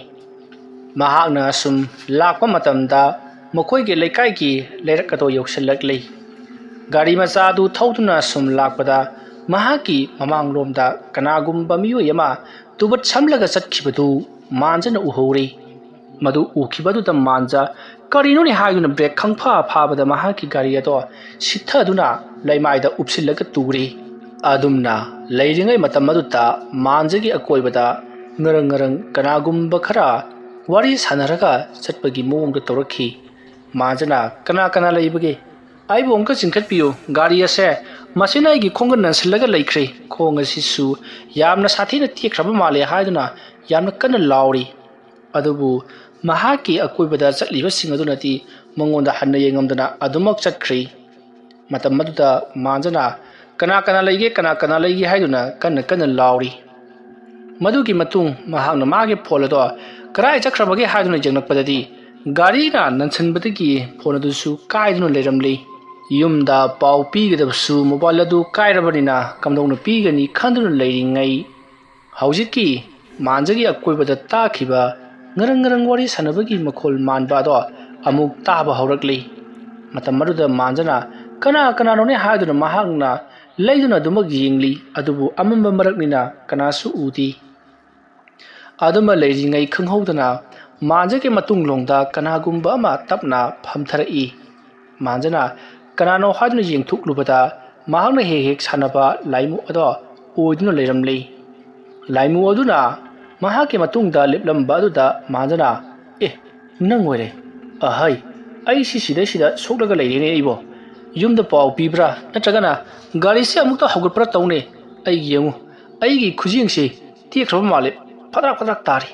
ꯑꯩꯒꯤ ꯈꯣꯡ ꯌꯦꯠ ꯊꯪꯕ ꯑꯁꯤꯁꯨ ꯈꯨꯔꯥꯏꯁꯤ ꯄꯨꯡꯀꯥꯏ ꯀꯥꯏꯈ꯭ꯔꯕ ꯃꯥꯜꯂꯦ ꯁꯠꯄꯗꯤ ꯂꯥꯏꯔꯗꯅ ꯂꯦꯡꯕꯗ ꯐꯥꯎꯕ ꯅꯥꯔꯦ ꯑꯗꯨꯝꯅ ꯍꯥꯏꯔꯛꯄꯗ ꯂꯥꯏꯃꯨ ꯑꯗꯨꯅ ꯉꯥꯏꯍꯥꯛꯇꯪ ꯈꯥꯡꯈꯣ ꯑꯗꯨꯒ ꯅꯪꯁꯨ ꯑꯩꯒ ꯂꯣꯏꯅꯅ ꯆꯠꯈ꯭ꯔꯒꯗꯕꯅꯤ ꯍꯥꯏꯔꯛꯄꯗ ꯃꯥꯟꯖꯗꯤ ꯀꯔꯤꯅꯣ ꯅꯪꯅ ꯍꯥꯏꯔꯤꯕꯗꯨꯕꯣ ꯑꯩ ꯅꯪꯒ ꯆꯠꯄ ꯉꯝꯈꯤꯔꯣꯏ ꯅꯪꯅ ꯑꯄꯥꯝꯕ ꯈꯨꯗꯤꯡꯃꯛ ꯑꯩꯅ ꯄꯤꯔꯤꯕꯗꯨꯗꯤ ꯍꯥꯏꯔꯛꯄꯗ ꯂꯥꯏꯃꯨ ꯑꯗꯨꯅ ꯃꯥꯟꯖꯕꯨ ꯃꯁꯥ ꯁꯥꯒꯜ ꯑꯗꯨꯗ ꯇꯥꯞ ꯂꯥꯎꯅ ꯄꯥꯏꯔꯒ ꯁꯣꯔ ꯂꯥꯛꯇꯨꯅ ꯆꯤꯡꯊꯣꯛꯈꯤ ꯒꯥꯔꯤ ꯑꯗꯨꯅ ꯅꯟꯁꯟꯕꯗꯒꯤ ꯃꯈꯣꯡ ꯑꯗꯨ ꯇꯦꯛꯂꯒ ꯐꯗ꯭ꯔꯥꯛ ꯇꯥꯗꯨꯅ ꯂꯩꯔꯤꯉꯩ ꯑꯗꯨꯗ ꯑꯃꯨꯛꯀꯁꯨ ꯆꯤꯡꯊꯣꯛꯈꯤꯕ ꯑꯗꯨꯗ ꯃꯈꯣꯡ ꯑꯗꯨ ꯍꯧꯖꯤꯛꯇꯤ ꯄꯨꯂꯞ ꯂꯩꯈꯥꯏꯈꯤꯗꯨꯅ ꯁꯔꯨ ꯄꯨꯝꯅꯃꯛ ꯁꯨꯒꯥꯏꯈꯤꯕꯒꯨꯝ ꯄꯨꯡꯇꯦꯛ ꯇꯦꯛꯂꯤ ꯁꯔꯨ ꯈꯔꯁꯨ ꯀꯥꯞꯊꯣꯛꯇꯨꯅ ꯈꯨꯔꯥꯏ ꯑꯗꯨꯗ ꯊꯤꯟꯗꯣꯛꯇꯨꯅ ꯂꯩꯔꯤꯕꯅꯤ ꯆꯩꯅꯥꯈꯣꯜ ꯑꯗꯨꯅ ꯃꯥꯟꯖ ꯌꯥꯝꯅ ꯀꯟꯅ ꯂꯥꯎꯔꯤ ꯂꯥꯏꯃꯨ ꯑꯗꯨꯅ ꯃꯍꯥꯛꯄꯨ ꯁꯣꯔ ꯂꯥꯛꯇꯨꯅ ꯆꯤꯡꯂꯒ ꯒꯥꯔꯤ ꯑꯗꯨꯗ ꯑꯃꯨꯛ ꯐꯣꯝꯖꯤꯜꯂꯤ ꯑꯗꯨꯃ ꯂꯩꯔꯤꯉꯩ ꯃꯤꯑꯣꯏ ꯈꯔ ꯃꯐꯝ ꯑꯗꯨꯗ ꯆꯪꯁꯤꯜꯂꯛꯂꯤ ꯃꯁꯤꯗꯒꯤꯗꯤ ꯃꯥꯟꯖ ꯃꯤꯑꯣꯏꯁꯤꯡ ꯑꯗꯣ ꯍꯥꯏꯐꯦꯠꯇꯪꯗꯤ ꯌꯦꯡꯂꯝꯂꯒ ꯒ꯭ꯌꯥꯟ ꯑꯗꯨꯃꯛ ꯃꯥꯡꯈ꯭ꯔꯦ ꯃꯥꯟꯖꯅ ꯒ꯭ꯌꯥꯟ ꯇꯥꯔꯛꯄ ꯃꯇꯝꯗꯗꯤ ꯃꯍꯥꯛ ꯍꯣꯁꯄꯤꯇꯥꯜ ꯑꯃꯗ ꯃꯍꯥꯛꯀꯤ ꯅꯨꯄꯤꯅ ꯁꯦꯕꯥ ꯇꯧꯗꯨꯅ ꯂꯩꯔꯝꯃꯤ ꯃꯇꯝ ꯑꯗꯨꯗ ꯃꯥꯟꯖꯅ ꯑꯩ ꯃꯇꯧ ꯀꯔꯝꯅ ꯃꯐꯝ ꯑꯁꯤꯗ ꯂꯩꯔꯝꯂꯤꯕꯅꯣ ꯍꯥꯏꯗꯨꯅ ꯍꯪꯂꯤ ꯃꯇꯝ ꯑꯗꯨꯗ ꯃꯥꯟꯖꯒꯤ ꯅꯨꯄꯤꯅ ꯅꯍꯥꯛ ꯉꯔꯥꯡ ꯅꯨꯃꯤꯗꯥꯡ ꯑꯦꯛꯁꯤꯗꯦꯟ ꯊꯣꯛꯄꯗꯒꯤ ꯌꯥꯝꯅ ꯊꯤꯅ ꯁꯣꯛꯇꯨꯅ ꯍꯣꯁꯄꯤꯇꯥꯜ ꯑꯁꯤꯗ ꯄꯨꯔꯛꯇꯨꯅ ꯂꯥꯌꯦꯡꯂꯤꯕ ꯑꯁꯤꯅꯤ ꯅꯍꯥꯛꯀꯤ ꯅꯈꯣꯡ ꯑꯗꯨꯁꯨ ꯌꯥꯝꯅ ꯇꯝꯊꯤꯅ ꯁꯣꯛꯄꯗꯒꯤ ꯑꯔꯨꯕ ꯑꯣꯄꯔꯦꯁꯟ ꯑꯃ ꯇꯧꯕꯗꯒꯤ ꯎꯆꯤꯟ ꯅꯥꯆꯤꯟꯅ ꯐꯥꯎꯕꯗꯤ ꯅꯪꯒꯤ ꯅꯈꯣꯡ ꯑꯗꯣ ꯀꯛꯍꯧꯗ꯭ꯔꯦ ꯍꯥꯏꯗꯨꯅ ꯍꯥꯏꯔꯛꯄꯗ ꯃꯥꯟꯖ ꯁꯣꯔ ꯁꯥꯡꯅ ꯍꯣꯟꯇꯣꯛꯏ ꯃꯁꯤꯒꯤ ꯃꯇꯨꯡ ꯃꯥꯟꯖꯅ ꯈꯪꯂꯤ ꯃꯍꯥꯛꯅ ꯉꯁꯤ ꯅꯨꯃꯤꯠ ꯅꯤꯅꯤ ꯍꯨꯝꯅꯤ ꯌꯨ ꯇꯞ ꯇꯞꯅ ꯉꯥꯎꯁꯜꯂꯒ ꯂꯥꯏ ꯑꯗꯨꯕꯨ ꯁꯥꯟꯅꯕꯤꯗꯕ ꯑꯗꯨꯗ ꯂꯥꯏ ꯑꯗꯨꯅ ꯃꯍꯥꯛꯇ ꯑꯋꯥꯕ ꯑꯁꯦ ꯄꯤꯔꯛꯂꯤꯕꯅꯤ ꯍꯥꯏꯕꯁꯦ ꯈꯪꯈꯤ ꯃꯗꯨꯒꯤ ꯃꯇꯨꯡ ꯍꯧꯖꯤꯛꯇꯤ ꯃꯥꯟꯖꯗꯣ ꯍꯣꯁꯄꯤꯇꯥꯜ ꯑꯗꯨꯗ ꯅꯨꯃꯤꯠ ꯅꯤꯅꯤ ꯍꯨꯝꯅꯤ ꯃꯔꯤꯅꯤ ꯂꯩꯇꯕ ꯌꯥꯔꯔꯣꯏ ꯍꯥꯏꯗꯨꯅ ꯍꯥꯏꯔꯛꯄꯗ ꯃꯥꯟꯖ ꯌꯨꯝꯗ ꯂꯩꯍꯧꯔꯤꯕꯗꯣ ꯀꯝꯗꯧꯅ ꯂꯥꯏ ꯑꯗꯣ ꯁꯥꯟꯅꯒꯅꯤ ꯍꯥꯏꯗꯨꯅ ꯋꯥꯈꯜ ꯈꯟꯕ ꯍꯧꯔꯛꯂꯤ ꯃꯁꯤꯗꯒꯤꯗꯤ ꯃꯥꯟꯖꯅ ꯃꯍꯥꯛꯀꯤ ꯃꯄꯥꯕꯨꯡꯗ ꯋꯥꯐꯝ ꯄꯨꯝꯅꯃꯛ ꯍꯥꯏꯗꯣꯛꯂꯒ ꯑꯃꯥꯏꯕ ꯒꯨꯔꯨꯖꯤꯠꯀ ꯇꯥꯟꯅꯔꯒ ꯀꯔꯤꯅꯣ ꯈꯔ ꯇꯧꯗꯕꯗꯤ ꯌꯥꯔꯔꯣꯏ ꯍꯥꯏꯔꯗꯨꯅ ꯃꯍꯥꯛꯀꯤ ꯃꯄꯥꯕꯨꯡ ꯀꯧꯁꯤꯜꯂꯛꯂꯤ ꯑꯗꯨꯒ ꯃꯄꯥꯕꯨꯡꯗ ꯒꯨꯔꯨꯖꯤꯠꯇꯒꯤ ꯂꯩꯋꯥ ꯃꯟꯇ꯭ꯔ ꯂꯧꯔꯕ ꯃꯇꯨꯡꯗ ꯃꯥꯟꯖꯅ ꯂꯥꯏ ꯁꯥꯟꯅꯈꯤꯕꯒꯤ ꯋꯥꯔꯤ ꯑꯗꯣ ꯇꯝꯂꯤ ꯃꯇꯝ ꯑꯗꯨꯗ ꯃꯥꯟꯖꯒꯤ ꯃꯄꯥꯕꯨꯡꯅ ꯀꯔꯤꯒꯤꯗꯃꯛꯇ ꯅꯍꯥꯛꯅ ꯚꯨꯠꯀꯤ ꯃꯇꯦꯡ ꯂꯧꯗꯨꯅ ꯏꯅꯥꯛ ꯈꯨꯟꯅꯅꯕ ꯍꯣꯠꯅꯔꯤꯕꯅꯣ ꯑꯗꯨꯝꯕ ꯇꯧꯔꯕꯗꯤ ꯅꯁꯥ ꯃꯥꯡꯗꯨꯅ ꯇꯣꯛꯀꯅꯤ ꯃꯈꯣꯏ ꯑꯁꯤꯗꯤ ꯅꯪꯅ ꯔꯨꯕ ꯇꯤꯟꯅꯔꯨꯕ ꯌꯥꯕ ꯅꯠꯇꯦ ꯅꯪꯁꯦ ꯑꯊꯣꯛꯅꯁꯨ ꯋꯥꯈꯜ ꯊꯦꯜꯂꯤꯗꯀꯣ ꯍꯥꯏꯗꯨꯅ ꯆꯩꯔꯤ ꯃꯗꯨꯒꯤ ꯃꯇꯨꯡ ꯃꯥꯟꯖꯒꯤ ꯃꯄꯥꯕꯨꯡ ꯑꯗꯣ ꯃꯆꯥꯕꯨꯡꯕꯨ ꯅꯨꯡꯁꯤꯕꯅꯤꯅ ꯃꯥꯡꯕꯗꯤ ꯌꯥꯗꯕꯅꯤꯅ ꯒꯨꯔꯨꯖꯤꯠꯀꯤ ꯃꯅꯥꯛ ꯇꯝꯅ ꯂꯥꯛꯂꯤ ꯒꯨꯔꯨꯖꯤꯠꯀꯤ ꯃꯅꯥꯛ ꯌꯧꯔꯕꯗ ꯋꯥꯐꯝ ꯄꯨꯝꯅꯃꯛ ꯃꯥꯟꯖꯒꯤ ꯃꯄꯥꯕꯨꯡꯅ ꯇꯝꯂꯤ ꯑꯗꯨꯒ ꯃꯥꯟꯖꯗꯣ ꯍꯧꯖꯤꯛ ꯁꯣꯛꯇꯨꯅ ꯍꯣꯁꯄꯤꯇꯥꯜꯗ ꯂꯩꯔꯤ ꯍꯥꯏꯗꯨꯅꯁꯨ ꯇꯝꯂꯤ ꯋꯥꯐꯝ ꯄꯨꯝꯅꯃꯛ ꯇꯥꯔꯕꯗ ꯒꯨꯔꯨꯖꯤꯠꯅ ꯊꯕꯛ ꯑꯗꯨ ꯁꯨꯡꯁꯣꯏ ꯁꯣꯏꯗꯅ ꯊꯣꯛꯂꯛꯀꯅꯤ ꯍꯥꯏꯗꯅ ꯑꯩꯅ ꯃꯉꯣꯟꯗ ꯆꯥꯃꯔꯛ ꯍꯟꯅ ꯊꯦꯝꯈꯤꯕꯅꯤ ꯑꯗꯨꯕꯨ ꯃꯍꯥꯛꯅ ꯌꯥꯕ ꯀꯧꯕ ꯂꯩꯈꯤꯗꯕꯅꯤ ꯑꯗꯨꯕꯨ ꯐꯔꯦ ꯍꯧꯖꯤꯛꯇꯤ ꯃꯍꯥꯛꯅ ꯑꯗꯨꯛ ꯌꯧꯅ ꯁꯣꯛꯂꯕꯅꯤꯅ ꯑꯩꯅꯁꯨ ꯃꯍꯥꯛꯄꯨ ꯀꯔꯤꯅꯣ ꯈꯔ ꯑꯃꯒꯨꯝꯕ ꯃꯇꯦꯡ ꯄꯥꯡꯕꯤꯔꯒꯦ ꯑꯗꯨꯒ ꯂꯥꯏ ꯑꯗꯨ ꯂꯣꯏꯁꯤꯟꯒꯦ ꯍꯥꯏꯔꯒꯗꯤ ꯂꯥꯏ ꯑꯗꯨꯗꯒꯤ ꯂꯧꯈꯤꯕ ꯁꯦꯟꯖꯥꯝ ꯑꯗꯨ ꯁꯤꯡꯗꯕ ꯌꯥꯔꯣꯏ ꯑꯗꯨꯒ ꯄꯩꯁꯥ ꯑꯗꯨ ꯁꯤꯡꯗ꯭ꯔꯤꯕ ꯐꯥꯎꯕꯗꯤ ꯃꯍꯥꯛ ꯁꯥꯟꯅꯗꯕꯁꯨ ꯌꯥꯔꯣꯏ ꯑꯗꯨꯒ ꯃꯥꯟꯖꯅ ꯃꯌꯨꯝꯗ ꯍꯜꯂꯛꯇ꯭ꯔꯤꯕ ꯐꯥꯎꯕꯗꯤ ꯃꯍꯥꯛꯅ ꯂꯥꯏ ꯑꯁꯤ ꯁꯥꯟꯅꯕ ꯉꯝꯗ꯭ꯔꯤꯕ ꯐꯥꯎꯕꯗꯤ ꯑꯩꯅ ꯈꯔ ꯁꯥꯟꯅꯕꯤꯔꯒꯦ ꯑꯗꯨꯒ ꯇꯧꯒꯗꯕꯗꯤ ꯂꯥꯏ ꯁꯥꯟꯅꯕ ꯍꯥꯏꯕꯁꯤꯗꯤ ꯑꯁꯨꯛꯀꯤ ꯃꯇꯤꯛ ꯏꯁꯥ ꯁꯣꯛꯈ꯭ꯔꯕ ꯖꯥꯠꯅꯤ ꯃꯔꯝ ꯑꯗꯨꯅ ꯃꯗꯨꯒꯤ ꯃꯃꯜ ꯅꯈꯣꯏꯅꯗꯤ ꯄꯤꯒꯗꯕꯅꯤꯀꯣ ꯑꯗꯨꯝꯅ ꯍꯥꯏꯔꯛꯄꯗ ꯃꯥꯟꯖꯒꯤ ꯃꯄꯥꯕꯨꯡꯅ ꯑꯩ ꯚꯥꯞ ꯇꯥꯖꯔꯦ ꯍꯥꯏꯔꯝꯂꯒ ꯒꯨꯔꯨꯖꯤꯠꯄꯨ ꯍꯣꯔꯦꯟ ꯅꯨꯃꯤꯗꯥꯡ ꯃꯍꯥꯛꯀꯤ ꯃꯌꯨꯝꯗ ꯂꯥꯛꯄꯤꯅꯕ ꯍꯥꯏꯔꯝꯂꯒ ꯃꯥꯟꯖꯒꯤ ꯃꯄꯥꯕꯨꯡ ꯍꯣꯁꯄꯤꯇꯥꯜꯗ ꯑꯣꯏꯅ ꯑꯃꯨꯛ ꯂꯥꯛꯈꯤ ꯑꯗꯨꯒ ꯃꯥꯟꯖꯒ ꯋꯥꯔꯤꯁꯤꯡ ꯑꯗꯣ ꯍꯥꯏꯅꯔꯤ ꯃꯇꯝ ꯑꯗꯨꯗ ꯃꯥꯟꯖꯅ ꯂꯥꯏ ꯑꯃꯨꯛ ꯁꯥꯟꯅꯕꯒꯤ ꯃꯃꯜ ꯂꯨꯄꯥ ꯀꯌꯥ ꯄꯤꯌꯨ ꯍꯥꯏꯕꯒꯦ ꯍꯥꯏꯗꯨꯅ ꯍꯪꯂꯛꯄꯗ ꯃꯥꯟꯖꯒꯤ ꯃꯄꯥꯕꯨꯡꯅ ꯂꯨꯄꯥ 1,000 ꯄꯤꯌꯨ ꯍꯥꯏꯍꯧꯋꯤ ꯍꯥꯏꯗꯨꯅ ꯍꯥꯏꯔꯛꯏ ꯃꯇꯝ ꯑꯗꯨꯗ ꯃꯥꯟꯖꯅ ꯀꯔꯤ ꯉꯥꯏꯍꯥꯛꯇꯪ ꯂꯥꯏ ꯁꯥꯟꯅꯕꯒꯤꯗꯃꯛ ꯂꯨꯄꯥ 1,000 ꯑꯁꯨꯝꯅ ꯃꯍꯥꯛꯇꯣ ꯌꯥꯝꯅ ꯃꯊ꯭ꯋꯥꯏ ꯋꯥꯖꯈꯤ ꯃꯇꯧ ꯑꯁꯨꯝꯅ ꯇꯧꯗꯨꯅ ꯍꯥꯏꯔꯤꯕ ꯅꯨꯃꯤꯠ ꯑꯁꯤꯗꯒꯤ ꯑꯃꯥꯏꯕ ꯒꯨꯔꯨꯖꯤꯠꯅ ꯃꯥꯟꯖꯅ ꯀꯧꯊꯣꯛꯂꯤꯕ ꯂꯥꯏ ꯑꯗꯣ ꯃꯍꯥꯛꯅ ꯑꯣꯏꯅ ꯁꯥꯟꯅꯈꯤ ꯑꯁꯨꯝꯅ ꯊꯥ ꯑꯃꯃꯨꯛ ꯁꯥꯟꯅꯔꯕ ꯃꯇꯨꯡꯗ ꯃꯥꯟꯖꯁꯨ ꯃꯁꯥꯗꯣ ꯅꯥꯕ ꯈꯔ ꯐꯔꯕꯅꯤꯅ ꯑꯃꯥꯏꯕ ꯒꯨꯔꯨꯖꯤꯠꯇ ꯃꯍꯥꯛꯅ ꯀꯧꯊꯣꯛꯇꯨꯅ ꯂꯥꯏ ꯑꯗꯨꯗꯒꯤ ꯄꯩꯁꯥ ꯂꯧꯔꯒ ꯁꯥꯟꯅꯔꯨꯔꯤꯕ ꯕꯨꯠ ꯑꯗꯨ ꯍꯧꯖꯤꯛꯇꯤ ꯂꯣꯏꯁꯤꯟꯕ ꯌꯥꯔꯅꯤ ꯑꯗꯨꯅ ꯂꯣꯏꯁꯤꯟꯅꯕ ꯇꯧꯔꯁꯤ ꯍꯥꯏꯗꯨꯅ ꯃꯥꯟꯖꯅ ꯒꯨꯔꯨꯖꯤꯠꯇ ꯍꯥꯏꯔꯤ ꯃꯇꯝ ꯑꯗꯨꯗ ꯒꯨꯔꯨꯖꯤꯠꯅꯁꯨ ꯐꯔꯦ ꯅꯍꯥꯛꯅ ꯂꯣꯏꯁꯤꯜꯂꯁꯤ ꯍꯥꯏꯔꯕꯅꯤꯅ ꯂꯣꯏꯁꯤꯜꯂꯁꯤ ꯑꯗꯨꯒ ꯃꯉꯣꯟꯗꯒꯤ ꯂꯧꯈꯤꯕ ꯁꯦꯟꯐꯝ ꯑꯗꯨꯗꯤ ꯍꯟꯗꯣꯛꯇꯕꯗꯤ ꯌꯥꯔꯣꯏ ꯑꯗꯨꯝꯅ ꯍꯥꯏꯔꯛꯄꯗ ꯃꯥꯟꯖꯅ ꯑꯩ ꯎꯄꯥꯏ ꯑꯃ ꯅꯠꯇ꯭ꯔꯒ ꯎꯄꯥꯏ ꯑꯃ ꯇꯧꯗꯨꯅ ꯃꯗꯣ ꯁꯣꯏꯗꯅ ꯍꯟꯗꯣꯛꯆꯔꯒꯦ ꯍꯥꯏꯔꯤ ꯋꯥꯐꯝ ꯑꯗꯨ ꯌꯥꯅꯔꯕꯗ ꯍꯧꯖꯤꯛꯇꯤ ꯒꯨꯔꯨꯖꯤꯠꯅ ꯄꯩꯁꯥꯗꯣ ꯍꯥꯟꯅ ꯊꯧꯔꯥꯡ ꯇꯧꯔꯣ ꯍꯥꯏꯔꯛꯄꯗꯒꯤ ꯄꯩꯁꯥꯗꯣ ꯊꯧꯔꯥꯡ ꯇꯧꯗꯨꯅ ꯊꯝꯂꯤ ꯃꯗꯨꯒꯤ ꯃꯇꯨꯡ ꯑꯃꯥꯏꯕ ꯒꯨꯔꯨꯖꯤꯠꯅ ꯂꯩꯋꯥ ꯇꯤꯟꯋꯥ ꯃꯌꯥꯝ ꯑꯃ ꯁꯣꯟꯗꯨꯅ ꯂꯥꯏꯃꯨ ꯑꯗꯨꯕꯨ ꯀꯧꯊꯣꯛꯂꯤ ꯑꯗꯨꯗꯨꯒ ꯃꯥꯟꯖꯒ ꯋꯥꯔꯤ ꯋꯥꯇꯥꯏ ꯁꯥꯟꯅꯍꯜꯂꯤ ꯃꯇꯧ ꯑꯁꯨꯝꯅ ꯇꯨꯔꯦꯜ ꯈꯣꯡꯅꯨꯡ ꯑꯗꯨꯗ ꯃꯥꯟꯖ ꯒꯨꯔꯨꯖꯤꯠ ꯃꯈꯣꯏ ꯑꯅꯤ ꯐꯝꯃꯤꯟꯅꯗꯨꯅ ꯂꯥꯏꯃꯨ ꯑꯗꯨꯒ ꯋꯥꯔꯤ ꯑꯁꯨꯝ ꯁꯥꯟꯅꯔꯛꯄꯗ ꯂꯥꯏꯃꯨ ꯑꯗꯨꯅ ꯍꯥꯏꯔꯤ ꯅꯍꯥꯛꯅ ꯄꯩꯁꯥꯁꯤꯡ ꯑꯁꯤꯒꯤ ꯃꯇꯦꯡꯅ ꯑꯁꯨꯛꯀꯤ ꯃꯇꯤꯛ ꯅꯨꯡꯉꯥꯏ ꯌꯥꯏꯐꯅ ꯄꯥꯟꯕꯁꯤ ꯑꯩ ꯌꯥꯝꯅ ꯅꯨꯡꯉꯥꯏꯔꯦ ꯑꯗꯨꯒ ꯅꯍꯥꯛꯀꯤ ꯑꯁꯣꯏꯕ ꯑꯃꯅ ꯑꯩꯒ ꯅꯨꯃꯤꯠ ꯈꯨꯗꯤꯡꯒꯤ ꯉꯥꯏꯍꯥꯛꯇꯪ ꯑꯣꯏꯔꯕꯁꯨ ꯁꯥꯟꯅꯗꯕ ꯑꯗꯨꯅ ꯅꯍꯥꯛꯅ ꯉꯁꯤꯒꯤ ꯐꯤꯕꯝ ꯑꯁꯤ ꯇꯥꯔꯛꯈꯤꯕꯅꯤ ꯑꯗꯨꯅ ꯍꯧꯖꯤꯛꯇꯤ ꯅꯍꯥꯛꯅ ꯑꯩꯒꯤ ꯄꯩꯁꯥꯁꯤꯡ ꯑꯁꯦ ꯁꯤꯡꯗꯣꯛꯂꯕꯅꯤꯅ ꯅꯍꯥꯛꯅ ꯃꯇꯝ ꯈꯔ ꯁꯤꯖꯤꯟꯅꯔꯝꯕꯒꯤ ꯃꯗꯨꯒꯤ ꯃꯃꯜ ꯈꯔꯗꯤ ꯑꯩꯉꯣꯟꯗ ꯄꯤꯕ ꯇꯥꯕꯅꯤ ꯄꯩꯁꯥ ꯑꯁꯤꯒꯤ ꯃꯇꯦꯡꯅ ꯅꯍꯥꯛ ꯅꯨꯡꯉꯥꯏꯅ ꯄꯥꯜꯍꯧꯔꯤꯕꯅꯤꯗꯣ ꯑꯗꯨꯝꯅ ꯍꯥꯏꯔꯛꯄꯗ ꯃꯥꯟꯖꯅ ꯄꯩꯁꯥꯁꯤꯡ ꯑꯁꯤ ꯑꯩꯅ ꯂꯧꯕꯒꯤ ꯅꯍꯥꯛꯀꯤ ꯀꯔꯤ ꯄꯤꯌꯣ ꯍꯥꯏꯔꯤꯕꯅꯣ ꯍꯥꯏꯗꯨꯅ ꯍꯪꯉꯛꯂꯤ ꯃꯇꯝ ꯑꯗꯨꯗ ꯂꯥꯏꯃꯨ ꯑꯗꯨꯅ ꯅꯍꯥꯛꯀꯤ ꯄꯨꯟꯁꯤ ꯑꯗꯨꯗꯒꯤ ꯑꯩꯉꯣꯟꯗ ꯄꯨꯟꯁꯤ ꯈꯔ ꯄꯤꯒꯗꯕꯅꯤ ꯅꯍꯥꯛꯀꯤ ꯊꯋꯥꯏ ꯑꯁꯤꯅ ꯍꯌꯦꯡ ꯂꯥꯏꯔꯝꯂꯦꯟꯗ ꯂꯥꯛꯂꯕ ꯃꯇꯨꯡꯗ sahi kharadi aina sijinnabagi ayaba piyu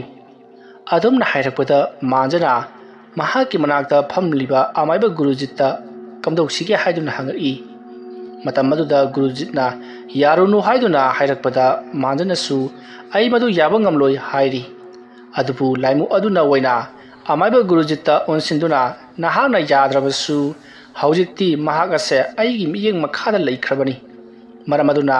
mahak se aina sijina ningu mongda sijinaba yai aina hari wafam masda nahak jagadabani natrabadi nahaki poglakadaba nasa khudima aina loinamak sagani hairakli wafam madu tarbada manja matha sabna loi karinungi lai sanaduna ina khunaba honarubano haiduna matomda khanjarai khanba yaba khalabagi matung manjana hairai fare nahakna aigi thawai miralase hayeng lairaibakta yorto matungda chahi khara sanajage haibido sanajaro adubu khara haibadi yaroi chahi masing haigadabani hairakpada laimu aduna chahi ohum khaktang sanajage hairakli matamadu manjana su hoi haidunu yari masidagidi manjaga laimu aduga yanakhibagi makutta ina lai chingduna yanakhiba adu laimu aduna kokpiri masidagidi khanghaudana manjagi khubak adutta sekhairakuna laimu adugi I changkhibado loinamak makhada amuba I oina haidorakhi madu ubada Gurujitna asukluba wasakti karigidamakta sauribano haiduna manjada yamna chaikhi manjasu madugi matangda karisu khangbana tabanina ai soikhre haiba wafam masin natana karisu haiba ngamkhidi matawasumna haujikti laimu adusu hankhre manja amadi Gurujitsu mayum lomda halakli madugi matung Gurujit mayum lomda hankhre manjasu yum aduda mahaki mama mapa mahaki nupiga lehauri masigi matung tarakpadadi kari amata taroklaroi haiduna manjana mayamda hairi madubu mahaki wakhaldi kadunungda nungaiba haibado phangkhidi hayeng lairaipak jawraga kari thabak tholakadoribano khallubada asumna manjado mapunsi chuppa wakhal ado charang nadunna mahak wakhal tungaitana leikhi wari asi matang asida loisenjari aina wari asi pathok charapa matamda soikiba lankhiba jawrabasu tabiriba singna pukchal chauna ngakpigani mayambu aroibada amukka hanna khurumjari